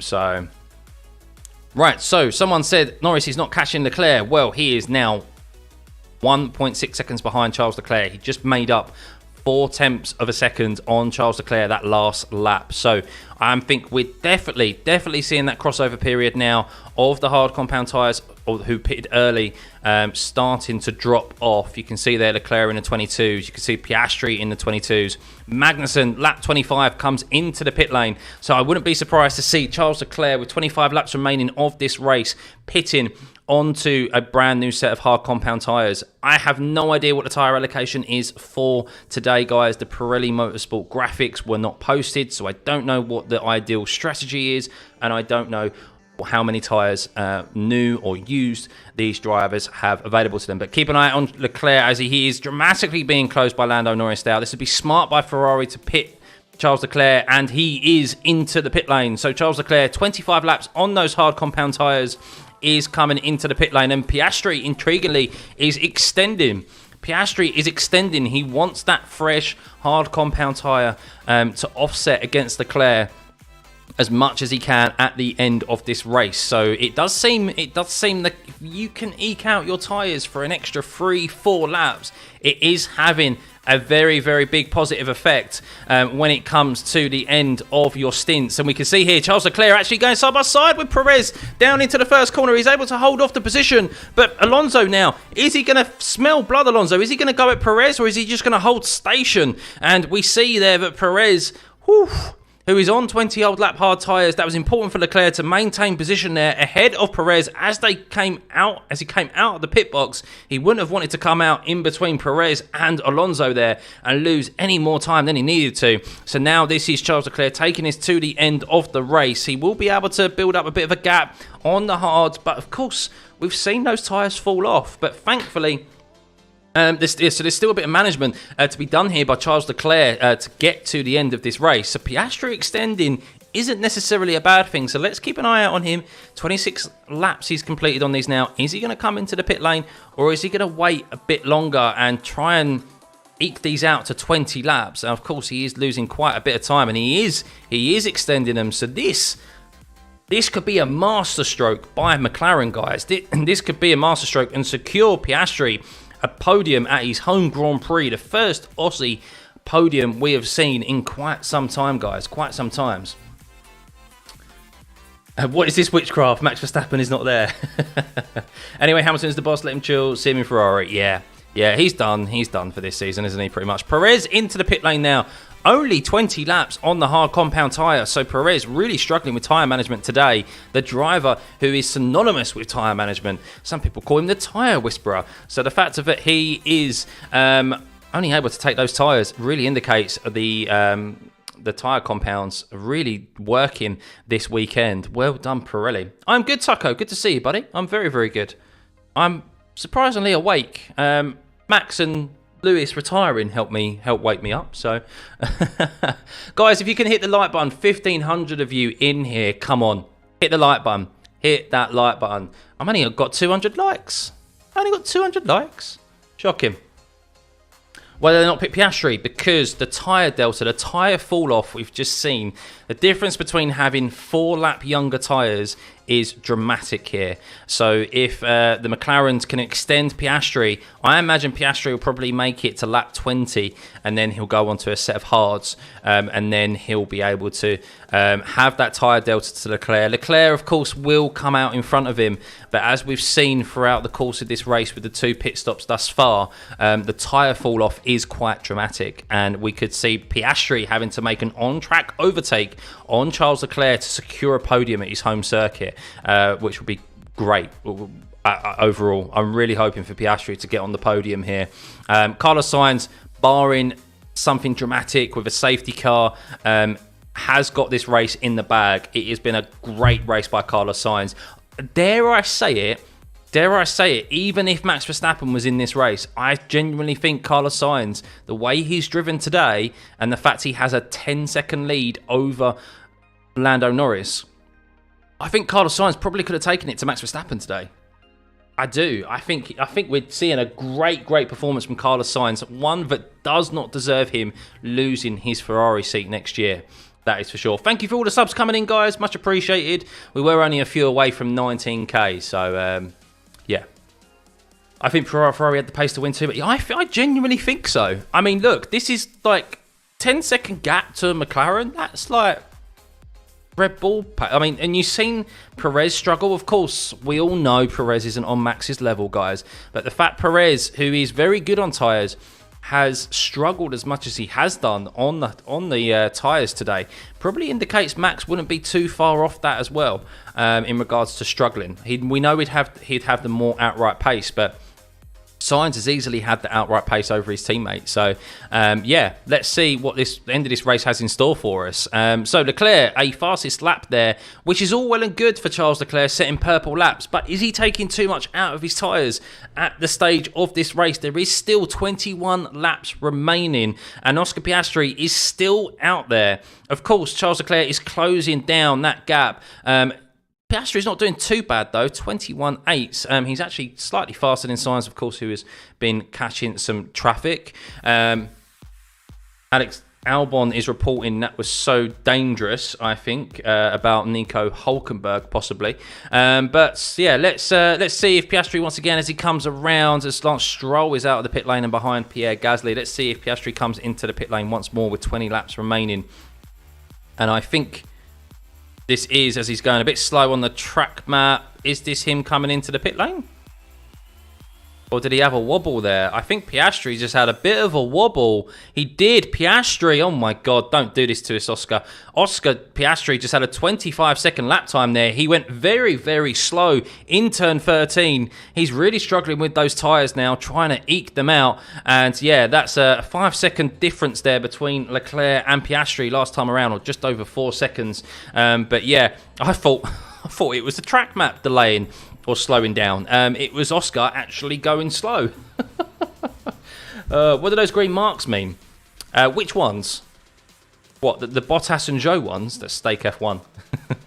But yeah, we have Charles Leclerc go fastest on circuit at the moment. He is on brand 4-lap old hard compound tyres. Game over. He needs to pit. Yeah, I think they were aiming for this lap to pit. I think they were. So we'll see. He's got a pit now, I reckon. They were probably aiming for 20 laps remaining. That's a 5-lap offset to Charles Leclerc. So we'll see. That could be very, very important. I think it will be important come the end of this race. Marco is happy Rick not doing well. Yeah, where is Danny Rick? He's under attack from, at the moment, Esteban Ocon. Currently in 14th position. 4 positions back from his teammate Yuki Tsunoda, who's just pitted. So yeah, we'll see. So Oscar Piastri finally, after that wobble in the last corner there, is down into the pit lane. So Charles Leclerc goes through as expected, but there are now 5 laps difference between Oscar Piastri on those hards and Charles Leclerc. So we will see that gap come a lot closer to the end of this race. Charles Leclerc has been pushing because, of course, he's not just thinking about Piastri. He wants to get back ahead of Lando Norris, which he possibly will do. So I think these McLarens are definitely going to have to do their overtaking out on track. So Piastri comes out in between Russell and Alonso. Alonso still yet to pit, 23 laps on those mediums. George Russell going very long, 31 laps on those hard compounds. He's the driver who's out there the longest on those hards at the moment. So he should make quick work of Fernando Alonso. But we'll see. Keep an eye on that gap between Piastri and Leclerc. I do expect it to close and for those to be fighting probably within the last 5 laps of this race.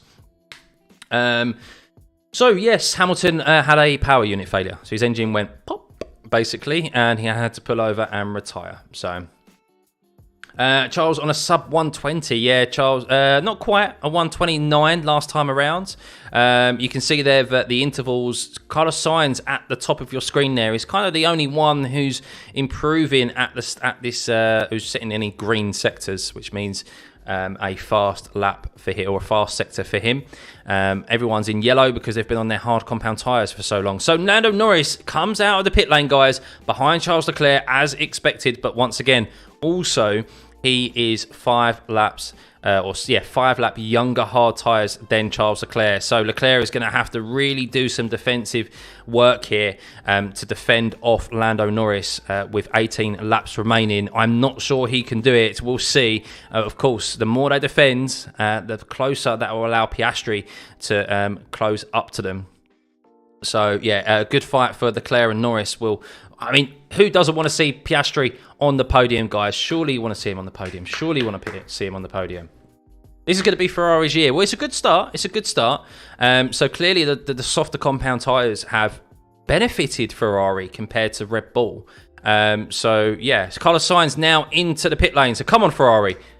Sainz has been faultless.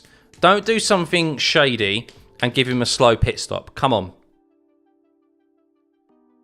Good lads, good lads. Nice pit stop. He's straight back out, and yeah, he'll be comfortably ahead of his teammate on fresh rubber. And look at that. Comfortable as Alonso is overtaken by Piastri there. Good overtake by Piastri through turn 11. And yeah, Leclerc setting the fastest lap last time around at 20.6. But how long can he maintain that for? As Oscar Piastri went fastest in the middle sector at 21.4 last time around. Of course, he was only slow in that last sector because of the overtake of Alonso. Otherwise, he most likely would have had the fastest lap of this race. So, while Carlos Sainz pretty much has this in control, guys, and rightfully so, deserves this win today with no Max Verstappen, of course, retiring from this race 3 laps into the race with a brake failure. We are on for a interesting end with Lando Norris, Oscar Piastri, and Charles Leclerc. So let's see what occurs between now and the end of the race with 17 laps remaining. Hey, Timo, good to see you. What does purple in Sector 2 mean? Purple in Sector 2 is the fastest sector we have seen all race. So when someone goes purple, as you can see there, Charles Leclerc was purple in last lap. That's why it's highlighted. That is the fastest lap of the race. Ferrari's pit stops make you nervous every time. Oh, don't they just? Don't they just? Right. I know I sound like an absolute nag, guys, but if you could hit the like button. Nearly 2,000 of you in here, over 1,700. Thank you very much, guys. Thank you very much. Yeah, if you could hit the like button, get us to 1,000. Come on, I'm gonna be ambitious. Get us to 1,000. I only need 700 more of you to hit the like button. More important though is hitting the subscribe button. We'll be back again. Where is the next race? I don't know where the next race is. Oh, I've got something in my eye. Where is the next race? I don't know. Is it Suzuka? Are we heading to Suzuka? So Sainz fastest in the first sector. He's got a bit of clean air. Expect Sainz. This is his first fully timed lap after coming out of the pit. So expect a purple. Oh, he's a bit slow in the second sector though. Interesting. No toe for him. 5-second penalty for Ocon. Yeah. When is safety car company come out? Well, we saw last season, didn't we? We saw last season that a safety car came out very close to the end of the race and provided us with that dramatic restart. But just keep an eye. Sorry, I'm just keeping an eye on lap times here, so you can see Norris and Piastri 21s exactly last time around. Leclerc getting held up here by a bit of traffic. We'll see how much that affects him. Blue flag, blue flag. But yes, for someone asking, purple. If you finish within the top 10 and you get fastest lap, you get an extra point. If you get fastest lap and you finish outside the top 10, then no one gets that extra bonus points. So Ocon coming out behind Norris there to rejoin in 17th place. Shocker from the Alpines once again. Piastri there with the fastest lap of the race, a 20.4. So yeah, you can see there in a bit of clean air with those younger tyres compared to Leclerc. Of course, Leclerc did have traffic to go through this time around, and Piastri will have to do the same and navigate his way through these blue flags. See if they're able to close up that gap. So Norris now 4 seconds behind Leclerc, made short work of Guan Yu Zhou. He's not. Is he going to get DRS from Bottas? I'm not sure. So once again, Piastri setting the fastest first sector of anyone thus far. So Piastri really pushing. A pit lane infringement to be noted. It's been noted by Bottas, so most likely a penalty coming his way. Not that it really matters down in 15th position. But Piastri here, they do say when you race at your home circuit, it is worth half a second, and he'll be seeing all of those Australian flags, all of those papaya shirts and hats supporting him and cheering him along. While he won't be able to hear them from the cockpit of the car, no doubt he'll be able to see them in his vision as he flies through the corners, and surely that is geeing him on. Come on, Oscar. You can get a podium. You can do it. Who wouldn't love to see the Aussies go mad? I do.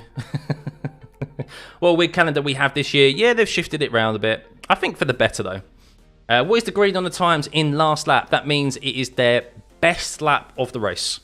purple is the fastest lap of the race, which Oscar Piastri has just done 2 laps in a row, and green means they have set their fastest lap of the race.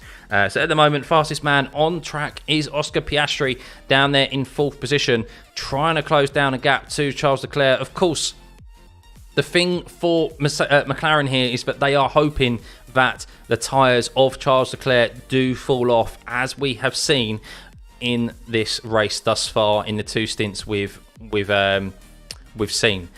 We normally expect around the last kind of 6 laps is where we've seen those tyres fall off. At the moment, it does seem like that Charles Leclerc is closing in on his teammate. Let's keep an eye out on that. Charles Leclerc does seem like that gap's come down to Carlos Sainz, and Leclerc has actually had to deal with traffic. So has Sainz had a bit of an issue? No. As I say that, Sainz goes fastest out of anyone. So I take that back. Ignore me, guys. Ignore exactly what I'm saying. Carlos Sainz is absolutely fine. He's fine. He's fine. What a decision. Sargent out. Actually, F1 is not his level. Well, yeah, I mean, at the moment, where is Alex Albon? So Alex Albon is on 17 old lap tyres. So it's not working for Williams at the moment. I think they've bottled their strategy a little bit. Looks like he might be able to get Magnussen. Is he quicker, Albon, than Hulkenberg? I don't think so. I mean, Hulkenberg's got... I mean, there's nearly a 10-lap tyre difference, delta difference there between Albon and Hulkenberg. Hulkenberg's thinking more about Yuki Tsunoda than he is looking in his rearview mirror at Magnussen and Albon. So I think Albon is going to finish just outside the points. Probably wouldn't surprise me if you see Albon finish in 11th. Near enough, but probably the right decision to get relieve Logan Sargent of his duties this weekend. Sainz, let's go. Yeah. Russell did 36 laps. Yeah, well, he's in a race on his own, isn't he? It's been a very lonely race for George Russell. The Mercedes has not been at the races here this weekend whatsoever. Of course, it's been topped off by an engine failure, which is very rare of Mercedes. They very rarely have PU failures. So, yeah. Any future thoughts on 2025 seats? Oh, just stay tuned, Laura. Just stay tuned. I'm sure there is going to be a very, very interesting silly season, which is, of course, it's the summer break, because there are 12 drivers out of contract this year. So, yeah, there'll be lots of people posturing for a new seat and possibly new teams. No doubt, I imagine Gasly and Ocon will be as well because of the state of Alpine. Of course, we have a Mercedes seat that's still up for grabs. Max Verstappen at Red Bull. There's been loads of rumours there. So, yeah, stay tuned. That is for sure. I couldn't predict it. Especially with how this season's gone so far. Lando Norris, fastest lap. First sub-20 lap. And we're starting to see it. He's closing. Now he's got clear of the traffic. He is closing down that gap. Under 4 seconds now between him and Leclerc. A 20.7 from Charles Leclerc last time around. Gasly is under investigation for failing to follow race director's instructions, crossing the line at pit exit. He did that yesterday, didn't he? Didn't he do that yesterday? In qualifying as well, or practice? Gasly just, not really caring at the moment in that regards. Will Max be back? Of course he will be. Yeah, he will be. Yeah, it was only a mechanical issue. So, Max is already playing iRacing in his sim rig. Oh, you know he is, yeah. He's probably thinking, I could have raced in the Sebring 12 hours this weekend. Damn it. So Norris absolutely flying, although Leclerc does respond. Leclerc responds with a 19.999 second lap time that time around. Piastri now, unfortunately, is having to navigate his way through this traffic, and this may unfortunately hinder him an opportunity to get a podium here. Come on, Oscar. And Gasly has received a 5-second time penalty. So not Ocon, Gasly this time around, but it is an Alpine car. Laps to go. You can see that at the top of your screen where it's got the lap counter. 48 out of 58, so we have 11 laps remaining. Well, we have 11 laps at the moment. As Sainz crosses the line, we'll have 10 laps remaining. So with 10 laps remaining, guys, we have Carlos Sainz in P1, Leclerc in P2, 5.5 seconds back from his teammates. We have Lando Norris in P3, Oscar Piastri in P4, navigating his way through some lap traffic. We have Perez in P5, who just hasn't really been at the races here. The Red Bull of Perez really struggled on those tyres, potentially managing an issue as well, which is yet to be confirmed. Alonso in P6, who is about to come under attack from George Russell, so we could see a bit of a fight here from Alonso and Russell, which we've seen a few times over the previous season, so stay tuned for that. Lance Stroll down in 8th position. Tsunoda in 9th at the moment. Looks like he's pulling away from Nico Hülkenberg, who did put a bit of pressure on him for a while, who is taking up that last points position in P10. Magnussen in 11th. Albon just not able to respond, pitted a little bit too early on those hard compound tyres, and could even become vulnerable to Danny Ricciardo, who seems to be closing him down in P13. And we have then Gasly in 14th, who's just received a 5-second time penalty. Bottas in 15th, Zhou in 16th, and Esteban Ocon in 17th. And we have Hamilton and Verstappen, your two retirees of this race. For those of you who are just joining and just waking up, welcome. Good morning to you all. Well, from where I am in the world anyway, it's still pitch black outside. Not a chance of daylight yet. We have Hamilton, who retired with a power unit failure, and then we had Max Verstappen retire from the third lap of this race with a right rear brake failure, but actually melted his rear tyre. So yeah, he had to retire from this race. So Lando Norris, fastest lap there again, and he is eating into the time there of Charles Leclerc. Not enough at the moment, but we are now, as we said, only 9 laps remaining. We're in the stage of this race where we have seen thus far the tyres fall off. So let's see if Charles Leclerc, who has 5 lap older tyres to Lando Norris, has he taken too much out of those tyres early on in this stint, and will Lando be able to catch him? Let's see. Keep an eye out on that interval time.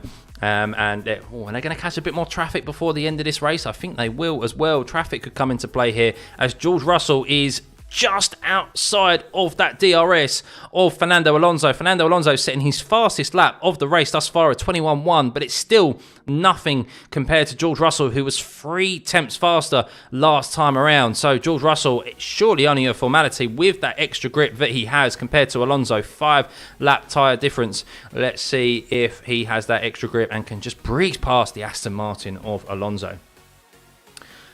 Oh, Ollie was just a reserve driver. Yeah, Ollie Behrman is the reserve driver of Ferrari and Haas. And it wouldn't surprise me if you see Ollie Behrman in a Haas seat next year. He is booked in for the 6 rookie tests that you have to run throughout the course of a season. And he's booked in for every single one. So that's how highly rated Haas rate him, and of course Ferrari as well. So George Russell still not within the DRS of Fernando Alonso. Fernando Alonso, the wiry old fox, will be trying everything that he can, battery deployment, to try and hold off the Mercedes of George Russell. So Leclerc responding that time around.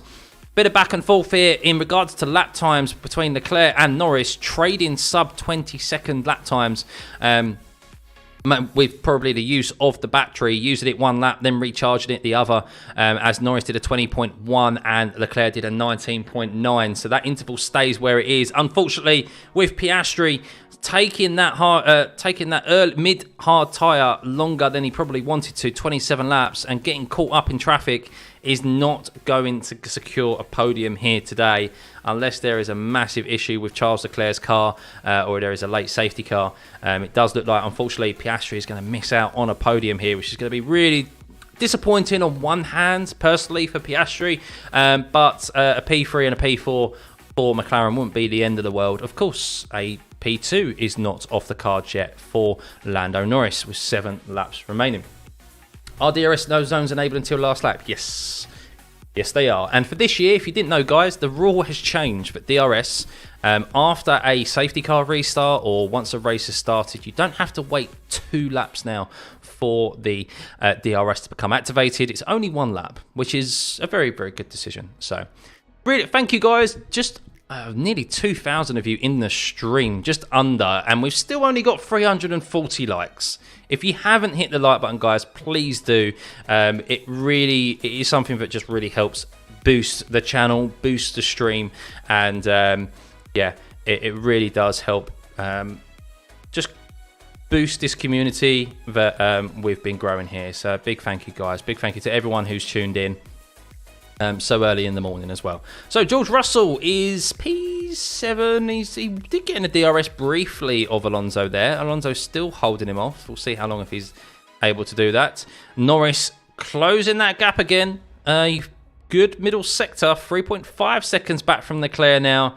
Let's see, we're in this critical phase of the race. How much tyre does Leclerc have left on 17 lap old hards compared to Lando Norris, who is on 13 lap hards? A 19.9 from Lando Norris and a third 20.3 from Leclerc. Is this the moment Lando Norris can just continue to eat into that time? He needs that improvement each lap, around 4 tenths, to have an opportunity of Charles Leclerc before the end of this race. 6 laps remaining, guys. 6 laps remaining. Yeah, smash the like button. Go on, smash the like button.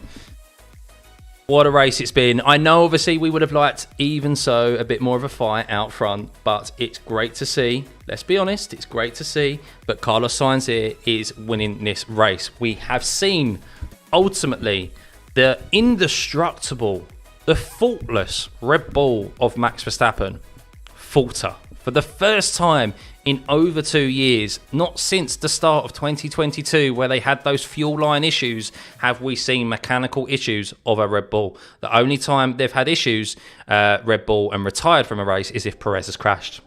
So, yeah, that's driver error. That isn't due to a mechanical issue. So this bodes well for the rest of the season, guys. I know.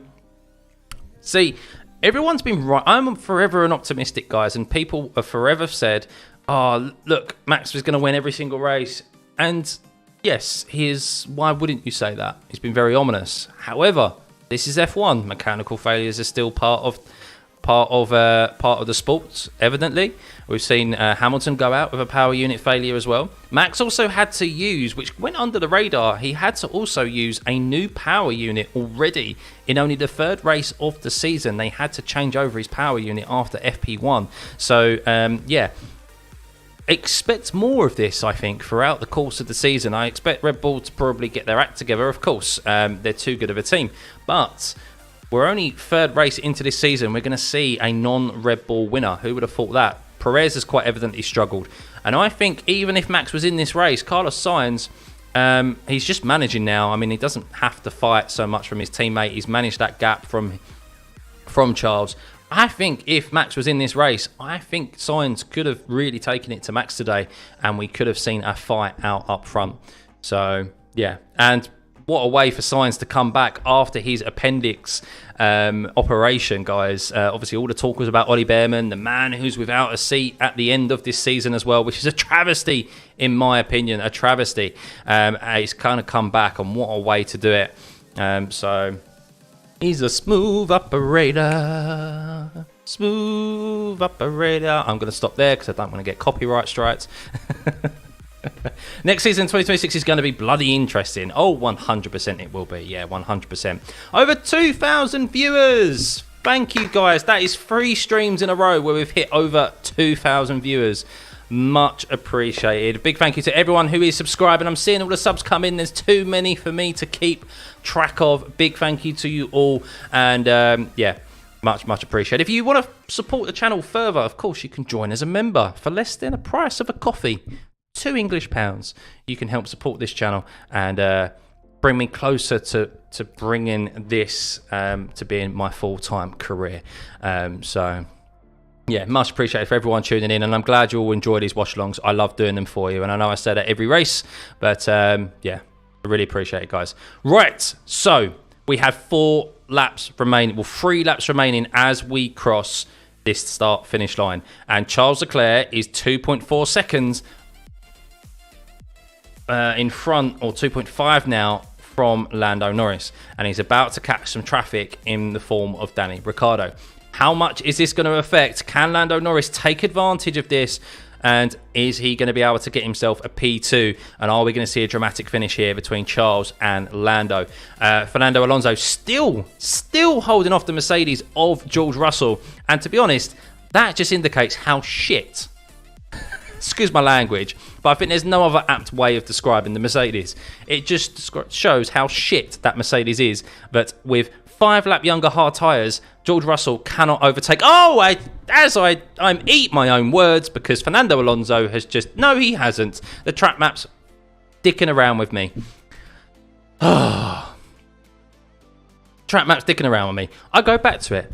I stand by my point. The Mercedes is terrible. It is in P7, 5 lap younger hard tyres, and he still can't overtake Fernando Alonso in P6, who's on older compound tyres. So, yes. Mercedes, get in the bin, sort your act out, and Lewis Hamilton is just sitting there feeling vindicated that he's moving to the red overalls next season.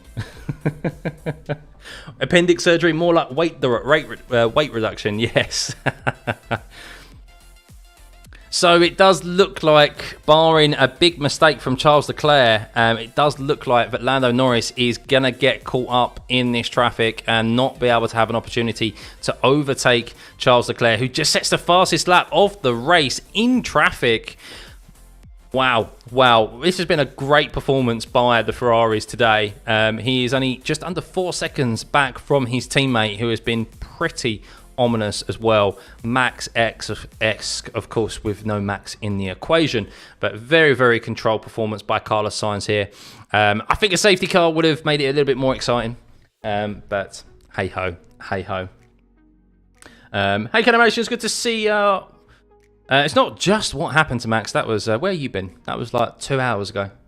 Basically, Max's car wasn't cooperating. No, it wasn't. Murray Walker moment.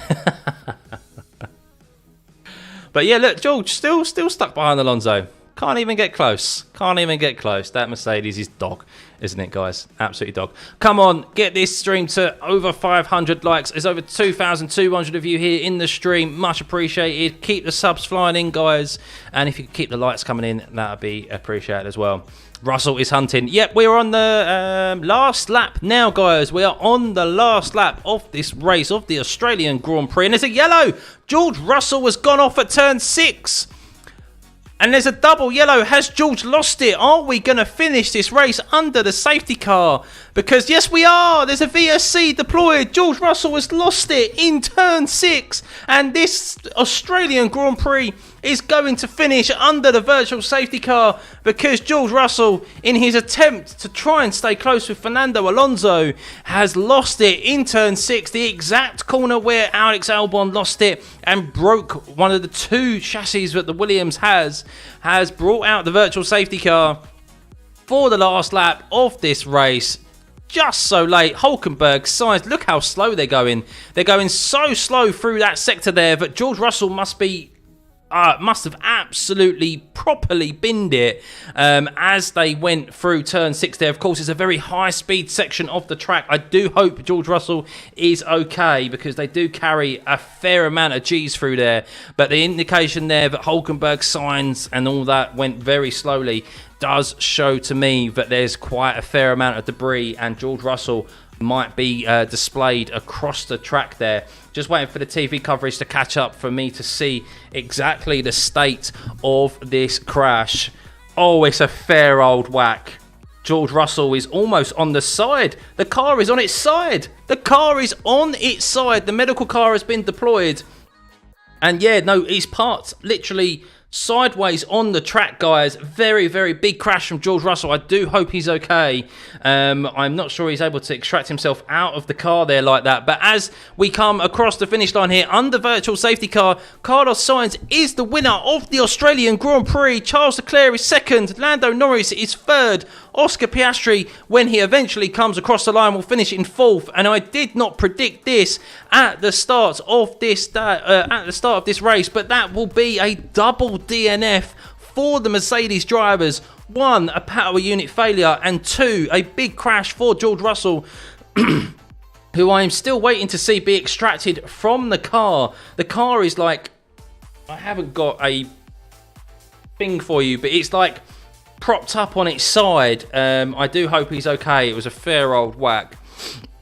But yes, Carlos Sainz, the only other driver last year, other than a Red Bull driver, to win a race, has secured that with his first race back after appendix surgery, is the winner of the Australian Grand Prix. What a drive. What a drive. Hit the like button, guys, for that. Hit the subscribe button. As, yeah, wow, what a result. What a result. I feel really bad that I double captained Max Verstappen now. I wish I had. And I've got Charles Leclerc. I haven't even got Carlos Sainz in my fantasy team. But Forza Ferrari. Technically, guys, if you're a Lewis Hamilton fan, technically Lewis Hamilton has won this race because that's his car for next year that has won.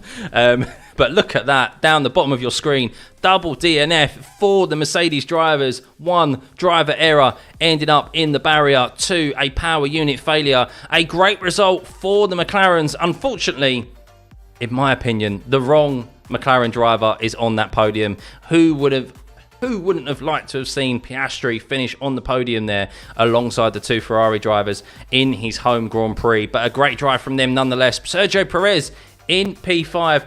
So George Russell is out of the car. He is okay. He is in the medical car.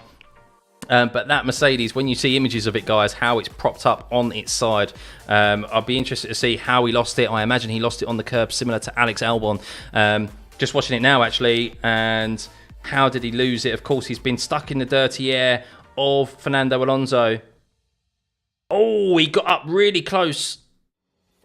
He got up really close behind Fernando Alonso, late on the brakes, lost downforce, and he actually, the car slowed down enough that it wasn't that big of a hit, but it was very similar to Alex. Very similar to what we've seen other drivers do, just lose it in the dirty air, the rear. But yeah, thankfully he's okay. It was just the awkwardness of how the car finished that meant that he had to wait for the medical car team to extract him from that. But yeah, guys, what an Australian Grand Prix. I didn't expect that. So yeah, the Red Bulls really struggled here this weekend. Would have been intriguing to see Max actually out there still. I think the Ferraris would have taken it to the Red Bull. Maybe this is the answer. Maybe the softer compound tyre is not suited to Red Bull. Maybe it's the hard compound, the hardest compound, which we've seen at Bahrain and at Saudi, where the Red Bull is very supreme. But on the very softest compound, maybe we found a genuine weakness in that faultless Red Bull. That it is the softest compound where they just struggle a bit with.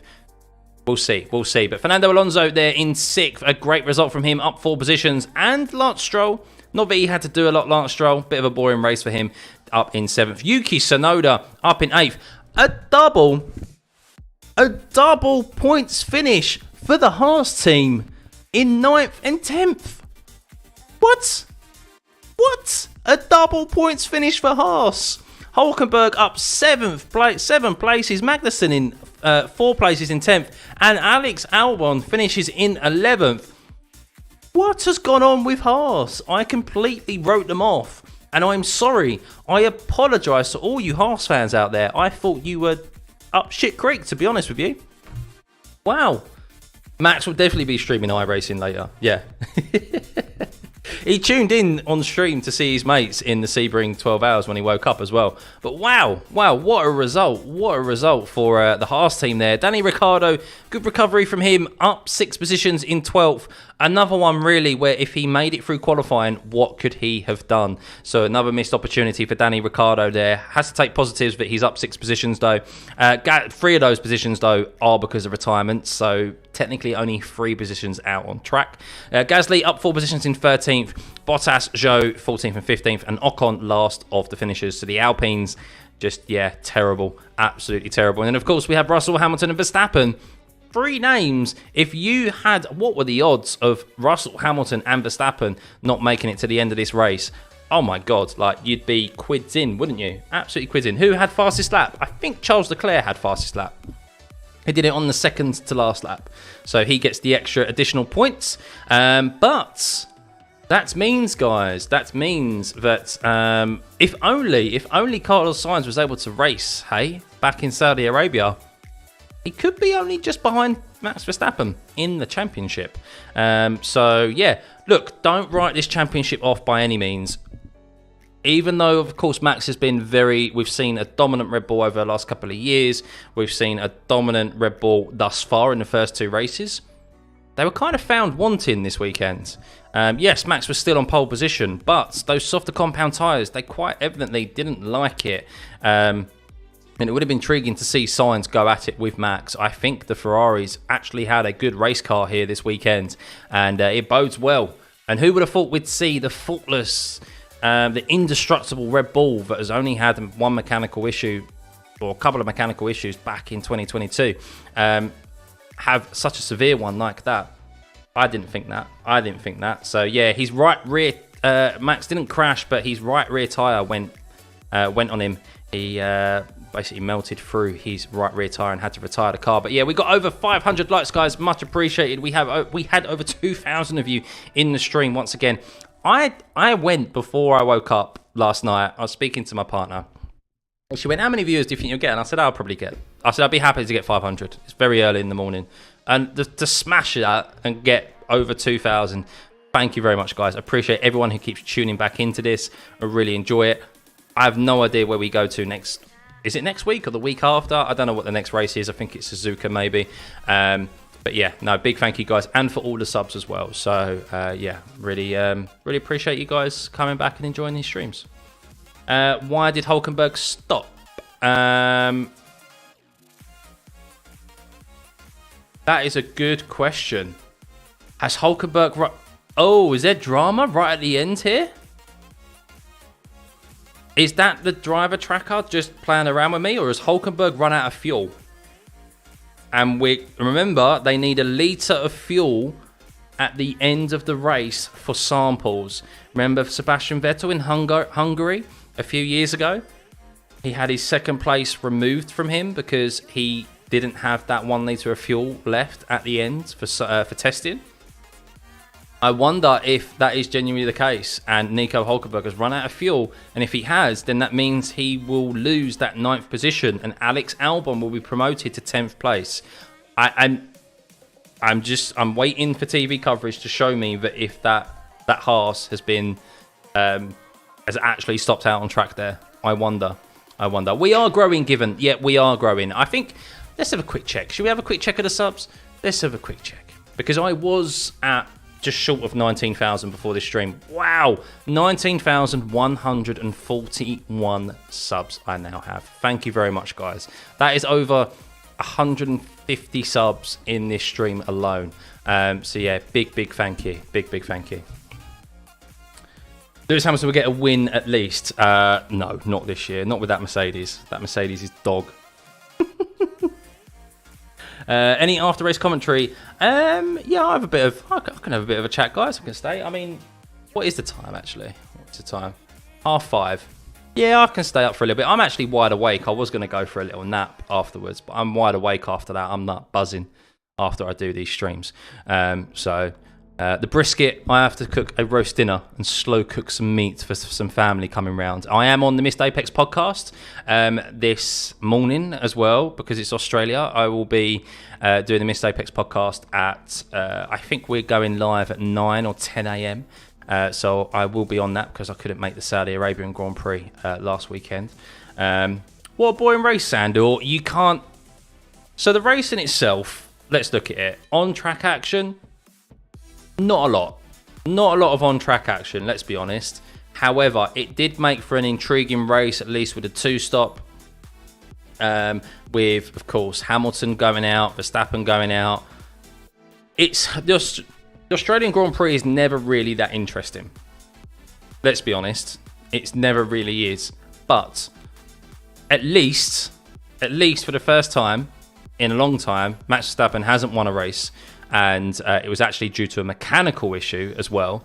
And yeah, there was intrigue elsewhere. And it bodes well, hopefully, for the future, for the rest of the season. Do you think Lewis can get his 8th at Ferrari?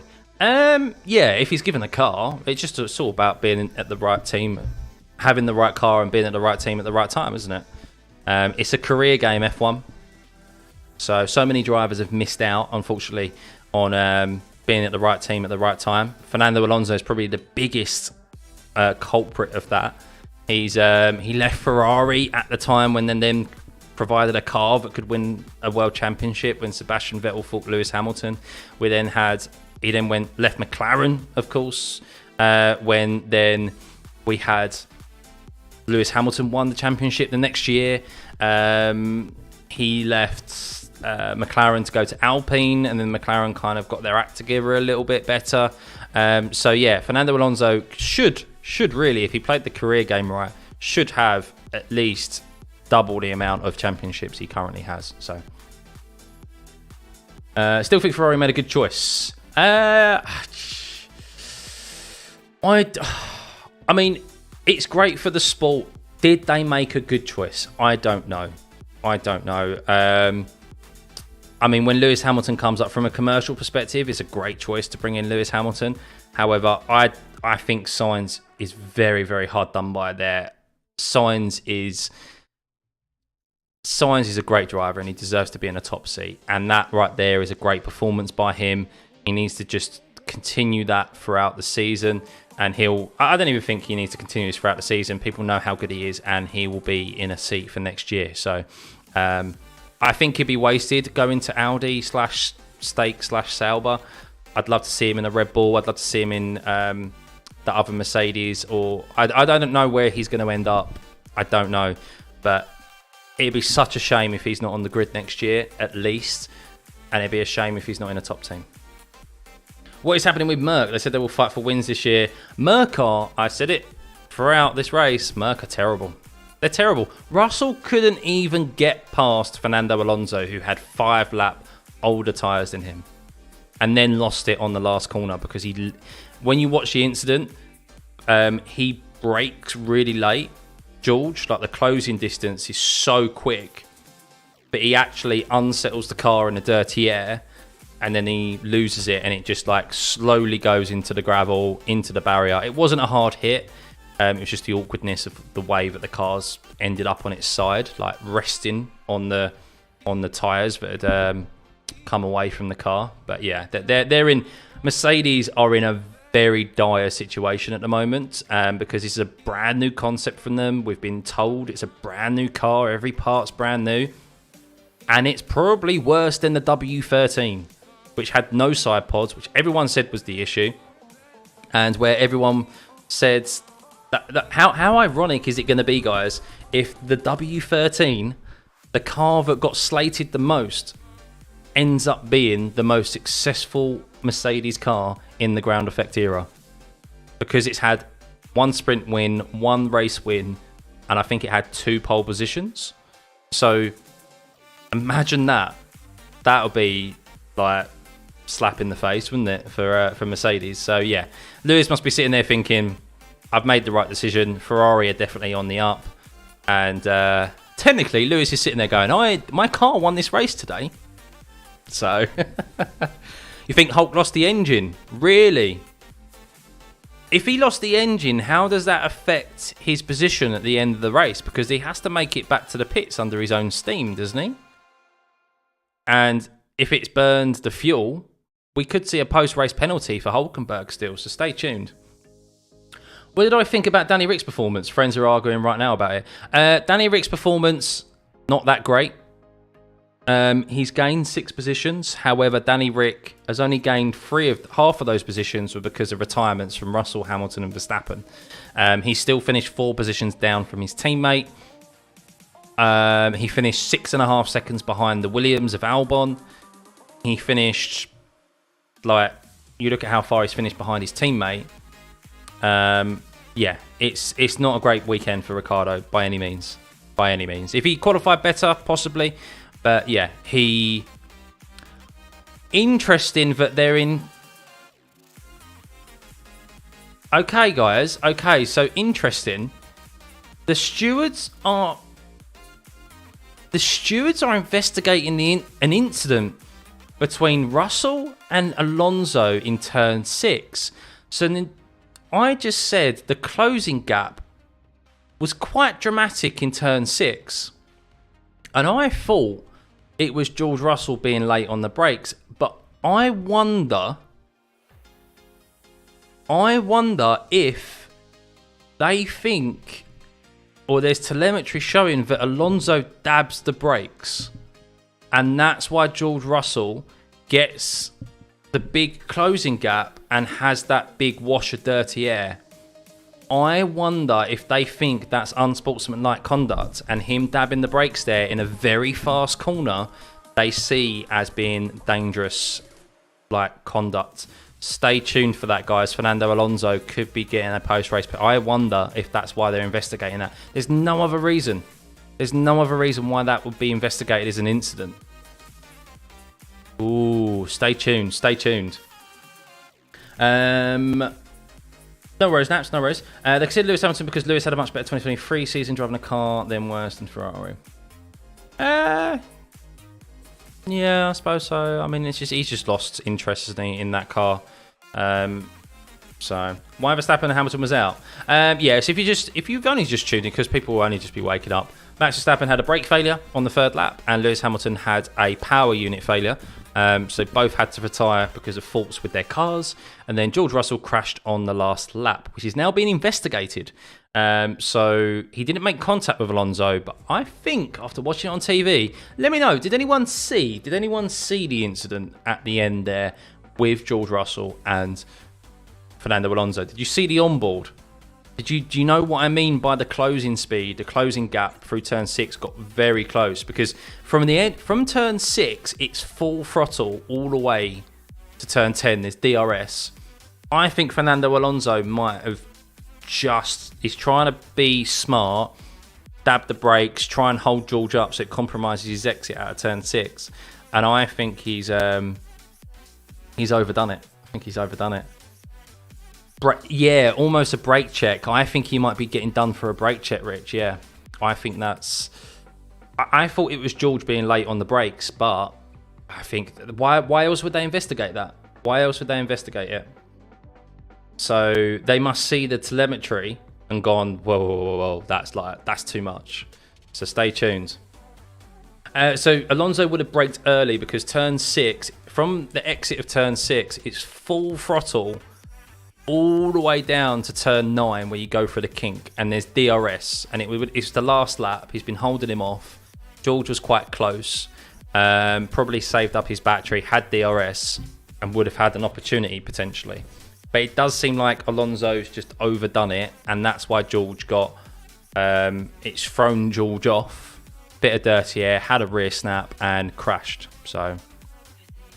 we'll see. Tyre deg, yeah, well, it's just the fact of it, you don't have DRS, so you're a bit of a sitting duck, aren't you? With that big drag down, big toe down into turn 9. So, we'll see. Alonso has a slow bit from what I saw. Yeah, that's what we were just discussing. With F1, there'll always be a reigning champ. It's sad to see F1 without real competitiveness. Of course, then that's what we want, predominantly. We want competitiveness in this... we want to see this, and it's been great to see some retirements back. I mean, you don't like to see races decided by retirements, but it's been, I feel like it's part of the sport, and we've been, long have we seen some of the top teams not retire. Like, their reliability has been so faultless. It's been great to see 2 of the top teams, whether you can call Mercedes the top team now, because they're definitely falling back as being like best of the rest, kind of. Like retire due to issues. So as I said, Max Verstappen also has already used a brand new power unit. So they get 4 throughout the season, and Max has put a new one in the 3rd race. It went under the radar in FP1. They put a new power unit in, so that's already like a brake failure there. So the Red Bull is quick, but it's not faultless. It's not indestructible like it has been the last couple of seasons, which is it's great for us, because we don't want to see one driver win it. So, I mean, I still don't care if Max wins every single race. I just want there to be a fight. I don't want to see him win 20 seconds up the road, 30 seconds up the road. I want him to go toe-to-toe with someone and have those battles and have those strategic fights in the pit lane. So, Lewis might use a new PU. He most definitely will do. Yeah, most definitely will. Depends on obviously what went pop with that PU. So, guess Red Bull doesn't give Verstappen win. Merc will never get better with Wolf in charge. He allowed other team to poach Merc when he should have known better. You need to keep your top staff. Yeah. So a lot of people don't realise that the fall off of Merc is because of other teams, other members of staff going elsewhere. But then this always happens at Grows. So when a team's been so dominant for so long, there's the human aspect of challenge as well. So when you've been dominant for so long, for like nearly a decade, The people that get there kind of not get complacent, but kind of get a bit bored of the same old, same old. It's like, okay, well, I'll go somewhere else for one, a challenge, and two, if you've been at such a high-performing team, you get poached. You get headhunted by other teams, and with that will come, of course, much more money. Because you've been at a dominant team, you've been seen to be a part of the reason of why they were so successful. And yeah, every era of dominance comes to an end because those people who made those teams dominant go to other teams. It'll be the same with Red Bull as well. A few of the Red Bull engineers have been poached recently.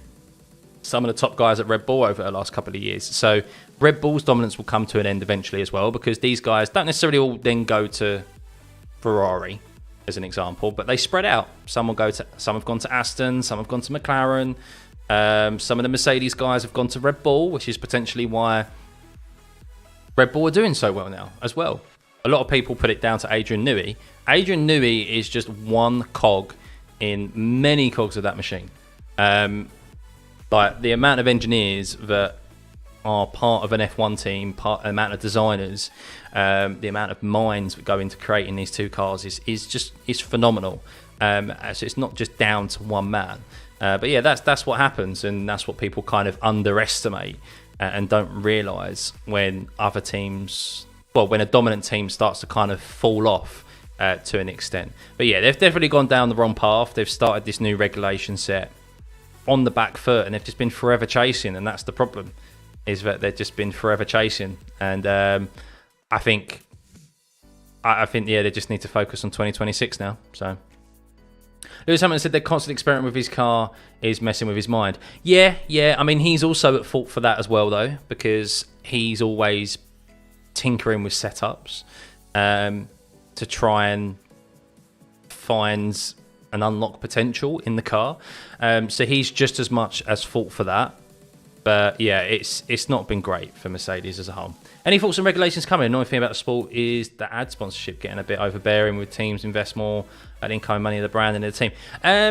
Yeah, I mean, it's always going to be a commercial sport, isn't it, really? It's an expensive sport, unfortunately. The new regulations should help. So we've got the cars will be lighter. They'll be slightly smaller. Not too much smaller, but slightly. So we're heading back in the right direction of F1 cars being more nimble, being smaller, so that they're not taking as much space up on the track, which should provide closer and better racing overall, because these cars are so big, the aero packages are so complex, but they give off more dirty air than their ancestors, shall we say, their older relatives.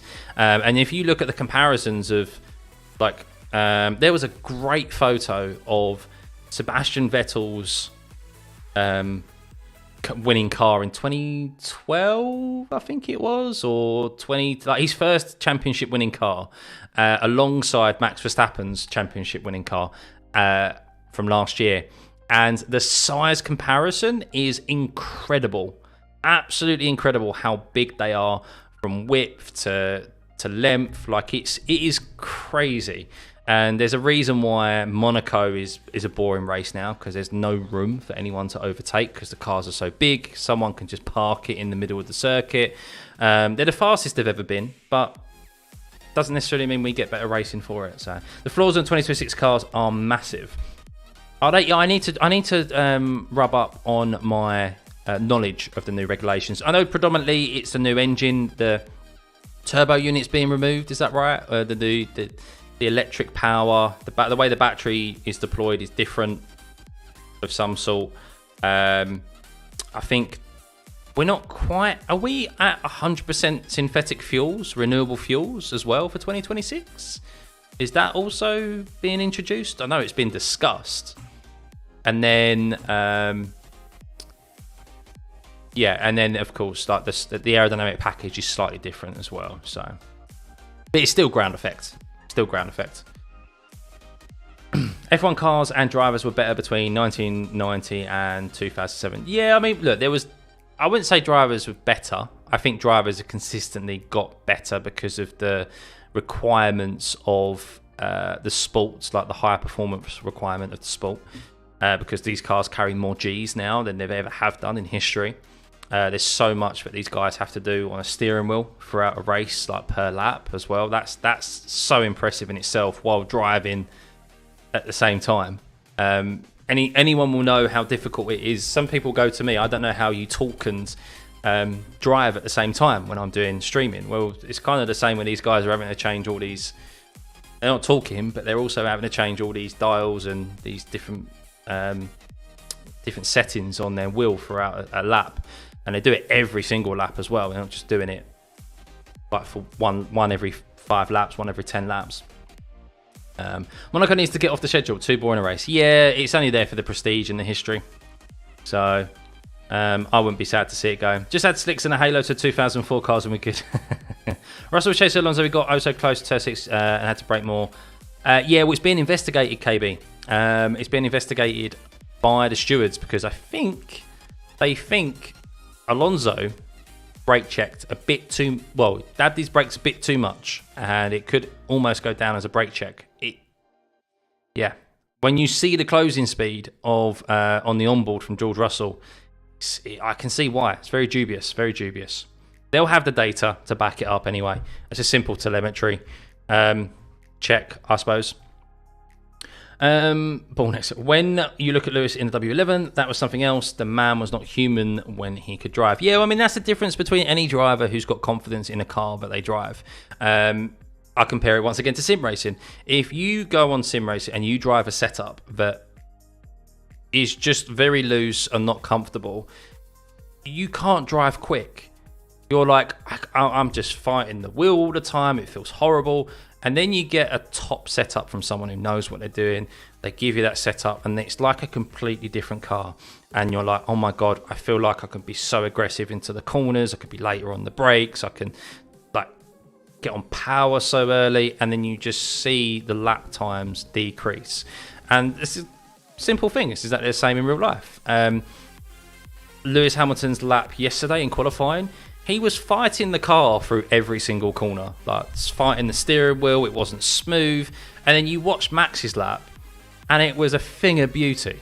Just the car is so planted. He feels so in tune with the car. And there was like one moment out of turn 3 where he had like a bit of like rear, just correct the rear out of turn 3 as he got on the power. But other than that, like the car was just so compliant. And when a car is like that, and you're a quick driver anyway, and you're confident, it just goes hand in hand. And yeah, when you've got a quick driver in a car that they're not confident in, it's terrible. It's the worst thing. Lewis, once he has confidence, shows his talent. Exactly, yeah. And Lewis is someone who very much wears his heart on his sleeve. He's someone who's always very like, when he's not happy with a car. Not so much with like him getting angry, just with like kind of the way that he drives and stuff, really. So do you ever think we'll see a season like 2021 again? I don't think we will see a season like 2021. We will see a season that will come down to the last race again, but I think that's only the second time in history where the 2 championship leading drivers have gone into the last race level on points. So I don't expect to see that again, but I do expect to see races go down to the last race of the season and it still be very close. We've seen that multiple times throughout F1. But yeah, at the moment we're going for a period, of course, where it is dominance. We've gone from the closest season ever in F1 to the we went from the closest season ever in F1 to the 2 most dominant seasons in F1 ever, which is crazy. And hopefully though, with today, that threw a spanner in the works. Today, hopefully this season isn't going to be as boring as people thought it might be. So let's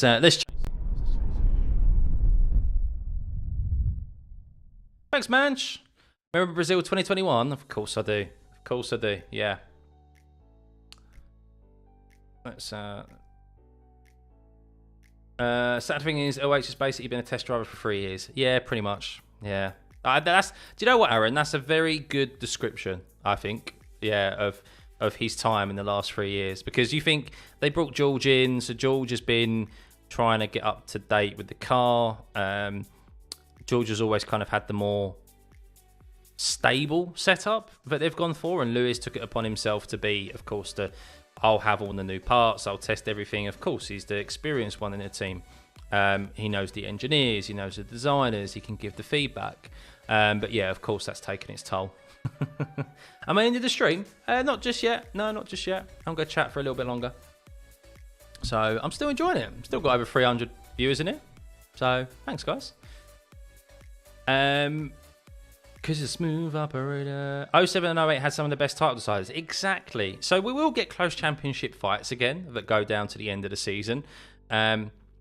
Unfortunately, what we've had the last couple of seasons, and this is the unfortunate thing, and on one hand, it's because of how good Max is, and that's what a lot of Max fans will jump straight to and shout from the rooftops and tell you that it's because of how good Max is.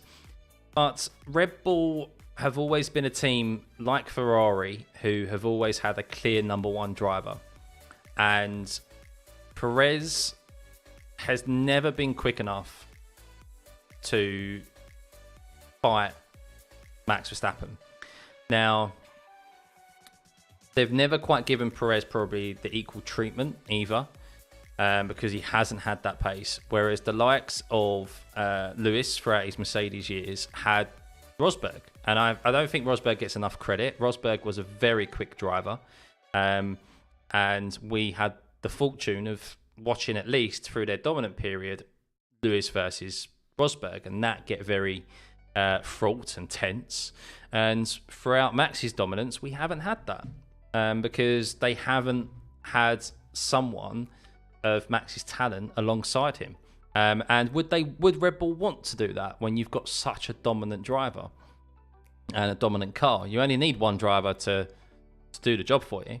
So would they want to spoil the Apple car and put I know they've obviously been seeking Lando, but someone who they think is of Max's caliber alongside him?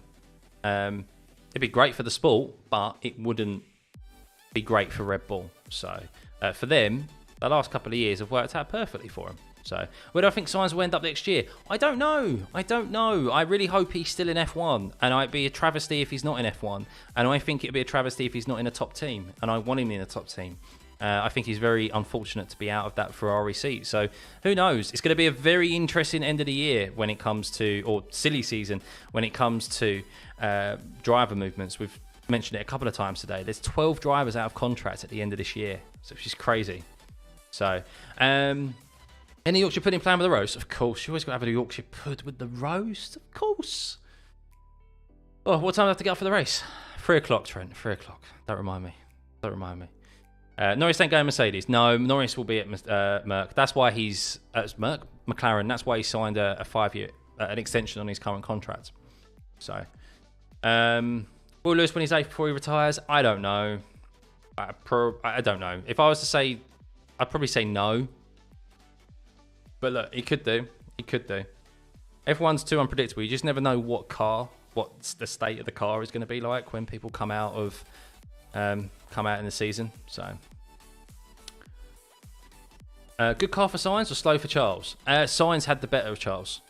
So there's this misconception that Charles Leclerc is just a faster driver. He's not, but Charles is fast, and he probably has single lap pace over Sainz.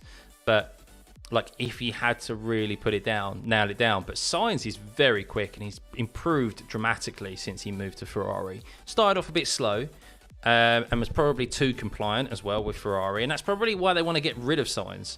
And Charles Leclerc is quite evidently Ferrari's chosen one, and unfortunately Sainz was always having to push back against that, and I think that's probably why he's been pushed out of the team, because he's not being compliant, and they see Charles Leclerc as the chosen one, and they're bringing in Lewis, and then eventually Ollie Behrman will probably head up into that seat to take over from Lewis. So, Scott, there's rumours of Max joining Merc in 2025. Yeah, I've seen those rumours, and I can see it happening. The Red Bull situation is not resolved by any means. The stuff that's been happening off track. So, no, Charles is clear in your opinion. I disagree, Connor. I disagree. I disagree. I really highly rate Charles, but I think Sainz is. I think Leclerc has shown his immaturity still as a driver a lot, and he still has a lot to learn, and he should learn a lot from Lewis. He is not the finished product by any means, and there's a lot of reputable people who echo the same sentiment as well, from what I've been told about Charles Leclerc. So they're almost a little bit surprised that Ferrari have placed so much faith in him. So whereas Sainz has grown to command a lot more respect up and down the paddock. So Russell car does not look okay. No, it does not. Hang on, I'm just watching this now. Hang on, this incident. I tell you what, Alonso really does. They're not mentioning it in the Sky Sports studio. Say it for what it is. Say it for what it is. He's dabbed his brakes too much. You know, like I hate these Sky Sports studios and that, like these presenters. They're so against being opinionated. Like, no, you're a pundit. Be opinionated. That's the whole reason why you're there. To give your analysis and to give your insight. Like, imagine Seb could come to Merc. No, I wouldn't like to see Vettel back in F1. I think he's had his time. So, yeah, he was doing a test, wasn't he, in the Porsche? I can't remember the name of the car, but it was World Endurance Championship Porsche car, hypercar. So, Carlos has really improved into a top driver. Any team with a brain, I think so. Yeah, Norris won't come to Merc because he signed. Yeah, exactly that. Should there be more allowance for rookie drivers in F1? There's so much money riding on F1 that I get why they go for experienced drivers. But yeah, there definitely needs to be another team on the grid, and they need to. We want to see the best drivers on the grid, and there's plenty of young drivers who need to be given an opportunity, and have probably slipped through the cracks because of pay drivers and that. I mean, there's definitely a few drivers on the grid who don't deserve to be there right now, isn't there? So. Well, people got fired because of it for being biased. Yeah, but it's not about being biased, though. So there's a difference between being biased. When people are biased, it's the fact that they're blinkered and they're forever just talking very highly of one individual or one team, and then they're talking very negatively about everyone else or a particular team or driver. That's being biased. Being opinionated and saying things as they are, and not being afraid to say, well, actually, that looks like he's dabbed his brakes too much. That's why it's being investigated by the stewards and could potentially go down as a brake check and seems very odd on the last lap, is just stating facts. Yet because Red Bull, because Ted Kravitz kept coming out saying, well, yeah, 2021 was a mistake, and going on and on, Red Bull got, excuse me, whether it's politically correct or not, got their knickers in a twist and went, no, we're not interviewing with Sky Sports anymore. Then what, should people go, oh, forget about 2021. What, so you should just forget about wrongdoings in sport? Like, no, like it's gone down in history. People don't want to forget about it because they don't want it to happen ever again. And let's be honest, the FAA has been a shit show since fucking then anyway. Like, that MBS, how is he still bloody in power? I don't know, at the FIA. So, and funnily enough, the FIA investigated him, and his own organisation investigated him and found him not guilty of corruption and tampering with results recently. Funny that. Funny. Phil Ferrari made a bad choice, Sainz to inform 2024. Yeah, but it's what they want. It's what they want. I think I get why they've signed Lewis. Massive fan of Lewis, of course. He's massive commercially, and he's still give him the car. I think he still will win races and win a championship. So, who I think will win the next race? No idea. Where do we go to next race, guys? Where is the next race that we go to? Is it Suzuka? Let's have a look at the schedule. So, we need to make smart people ahead of the FIA.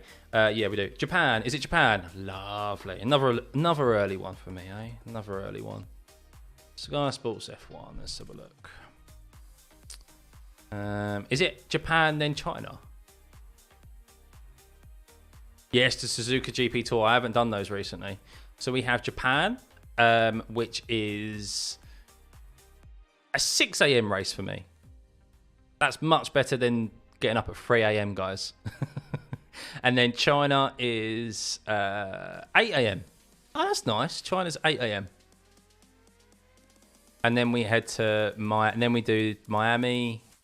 So we go from China to Miami, then back to Italy for Imola, and then Monaco. So,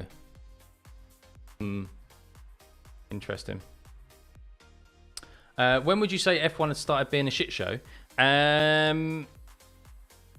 Since literally he took over that MBS.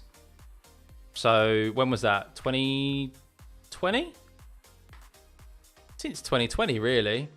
Of course, Liberty Media have made some decisions commercially that I don't like, the sprints and stuff, but I don't agree with. But I think you'd have to say, rules perspective wise, since 2021, I think 2021, like just with some of the driving standards weren't punished. Because the reason why a number of things weren't punished in 2021 is mainly down to entertainment, because they wanted the closed championship, and it worked. It definitely worked. You can't argue it didn't work, because we went into the last race of the season with them equal on points. But any other season, I think there's a number of incidents that would have been punished, or just like Saudi Arabia. I mean, regardless of, like, if that wasn't the second to last race of the season, that was the first race or the second race of the season, if that happened at the start of the season, I think he would have been disqualified, because he got done for a brake check. So, like, but we got entertainment out of it, so their decisions will be, well, yeah, it worked, didn't it? But it kind of obviously, unfortunately, all came to a head with that last lap. So, but yeah, I would say, people say Drive to Survive. I don't know. No, I don't think Drive to Survive. No, I think Drive to Survive has been good for the sport. It's dramatically increased. However, so that's the thing, is that 2021, there was a lot of decisions, on-track decisions, made for the reasons of entertainment, not for the fairness of the sport. Then you had Drive to Survive was working. It massively grew the sport. We got lots of new fans, which is a good thing. We got lots of new fans. It grew in America. But then, unfortunately, what then Liberty Media have done is that they've gone, well, we need to, how do we keep these new people entertained? I think they neglected, probably, like a lot of businesses do, like in a lot of, like, just not just F1, but like industries in general. They focus so much on the new business and getting new customers rather than retaining customers, the long-standing customers. They brought in sprints. They tried to optimize their product as best as they possibly can, which I get from a business perspective, but like sprints, I still don't like sprints, still don't like the decision of those. And then we've got the FIA, which is separate to Liberty Media. Now, this is the difference. Now, this is another element of the sport entirely which has gone the wrong way, because MBS is not a fan of Liberty Media whatsoever, and they've had to rein him in. I mean, they've had to issue cease and desist letters against him before, especially when he mentioned the Saudi Arabia offer about Liberty Media, and they went, you need to stop talking about this. And then, yeah, the fact of it, he's come out and he influenced the stewards' decisions on revoking Alonso's penalty in Saudi Arabia last year. And what else has he done? Like, the guy is corrupt. The guy is corrupt. So, front limited circuit stance has always been strong over a season. His average is still 2 attempts off the clear. Provide me the data, Connor. I'm sure you will as well. Wish there was a GP or a fake quality to allow rookies to try out the F1 cars. Well, I think it is a great idea. It's my idea. Sprints. How about we make the sprint championship a third driver championship? So there is a car that for 8 races, 8 circuits of the year, we get the rookies. There's a third driver, and those go towards a sprint championship, or those points go towards, if they're going to keep sprints, and those points go towards the constructors, not obviously the drivers' championship. Drivers' championship is what it is, but they could mix up the constructors' championship a bit more and have a third driver who does the sprint races. That would make things a bit interesting. And then that way, we get to see some young talent. It also goes towards the constructors. And then the Drivers' Championship is kept separate. And that's pure form of racing, which is the Grand Prix itself. So, let me know what you think about that. Am I still watching F1? No, it's not on at the moment. I've still got it on here, actually, with them doing interviews. But I'm not paying too much attention to it. Well, I watched it without being a motorsport nerd. I am now. Thought it was really good. Yeah, I mean, look, Drive to Survive started off very well. The first couple of seasons, I think the structure was very good. It did what it was supposed to do in regards to giving an insight behind the scenes. That's what was very good about it. It gave you insight of what happened on the pit wall. And as a long-term F1 fan, I was like, this is great. And then they really went into the drama, the false narratives, trying to create false drama, changing radio messages around. The editing was very poor, lazy in regards to engine noises and gear shifts being completely out of sync. But just really took you out of it. And then three and four were terrible. And then I think the last couple of seasons have been better, but they're still not great. So, really good idea, but cost of another sachet, no more reserve cars. Increase the cost cap, Aaron. Increase the cost cap. Yeah, with that would, of course, come increased costs allowance, basically, to do that. But I think that'd be great, because with so many young drivers slipping through the cracks, they've just stopped an 11th team coming on the grid. And yet, with respect, we've still got the likes of Bottas. We've still got the likes of, people will hate me for saying it, Danny Ricciardo. We've still got the likes of Stroll. We've still got the likes of Guan Yu Zhou, Logan Sargent. You could even argue Hulkenberg has been very fortunate to get another opportunity at Haas. Kevin Magnussen was very fortunate to get another opportunity as well. So there's arguably 7 drivers on the grid who are very, very fortunate to be in F1 at the moment. You're telling me there's not 7 young drivers out there who have shown that they've got what it takes to jump into an F1 car and be in F1 and would do a better job than those? I think there definitely is. So no one wants to take any risk on any drivers. Oh, well, that's the problem, Trent, is that money rules, isn't it? These drivers come in. Guan Yu Zhou has got Chinese backers. They offer X amount of millions of dollars. Yeah, we'll give you a seat. Of course we will. Logan Sargent is the same with his American backers. Lance Stroll, of course, his dad did pay initially for his Williams seat. And then he bought Force India, which is now Aston Martin. Sainz finished first, Karina. Max Verstappen actually went out of the race. There's too many young drivers with too little seats. I can see a lot of the F2 drivers going to... Yeah, definitely. But I mean, we've already got Felipe Drogovic, who has gone out to Super Formula. We've got Teo Pourchaire. We've got Liam Lawson, who's, of course, without a seat at the moment. We've then also got, arguably, well, Ollie Behrman has just shown that he can do it as well in his first race. So there's so many, young drivers who are capable. But it's also right time as well, being there at the right time. To take the opportunity of drivers retiring, which they're not doing as much now because they're able to go on longer, because they're fitter than they've ever been before. So, what Merck has given LH is to drive is worse than an F2 car.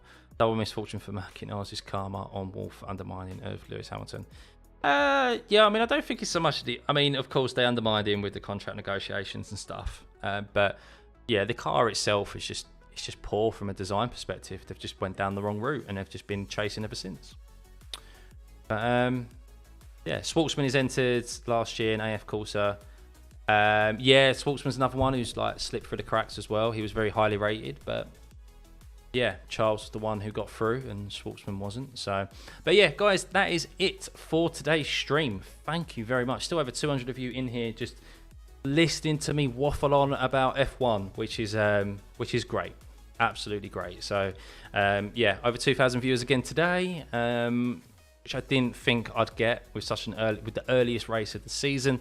So yeah, we're continuing to grow. Appreciate the support as always from the watch-along perspective, and of course the sim racing stuff as well, which hopefully, yeah, that continues. We're heading in the right direction. That's the main thing, guys. So yeah, I am now going to go prep a roast dinner for family coming around later. Make use of this early being up this early. So yeah, have a lovely rest of your evening, day, Sunday, wherever you are in the world. Thanks for dropping by. Didn't think we didn't predict that we'd get that sort of race, did we? It wasn't the most exciting out on track, but it bodes well for the rest of the season that Red Bull is not indestructible, and it looks like they had genuine concerns with their tyre management as well. So yeah, on to Suzuka, guys, in a week's time. Is it a week's time again? Sorry, just before I go. Is it next week? I'm just looking. 5th of April. That is next week, isn't it? No, 2 weeks. 2 weeks' time. 2 weeks' time. I'll see you in 2 weeks' time for the next Grand Prix, which is Suzuka. First time it's going to be earlier on in this year. So, yeah, have a lovely rest of your Sunday, and I'll catch you soon. Bye.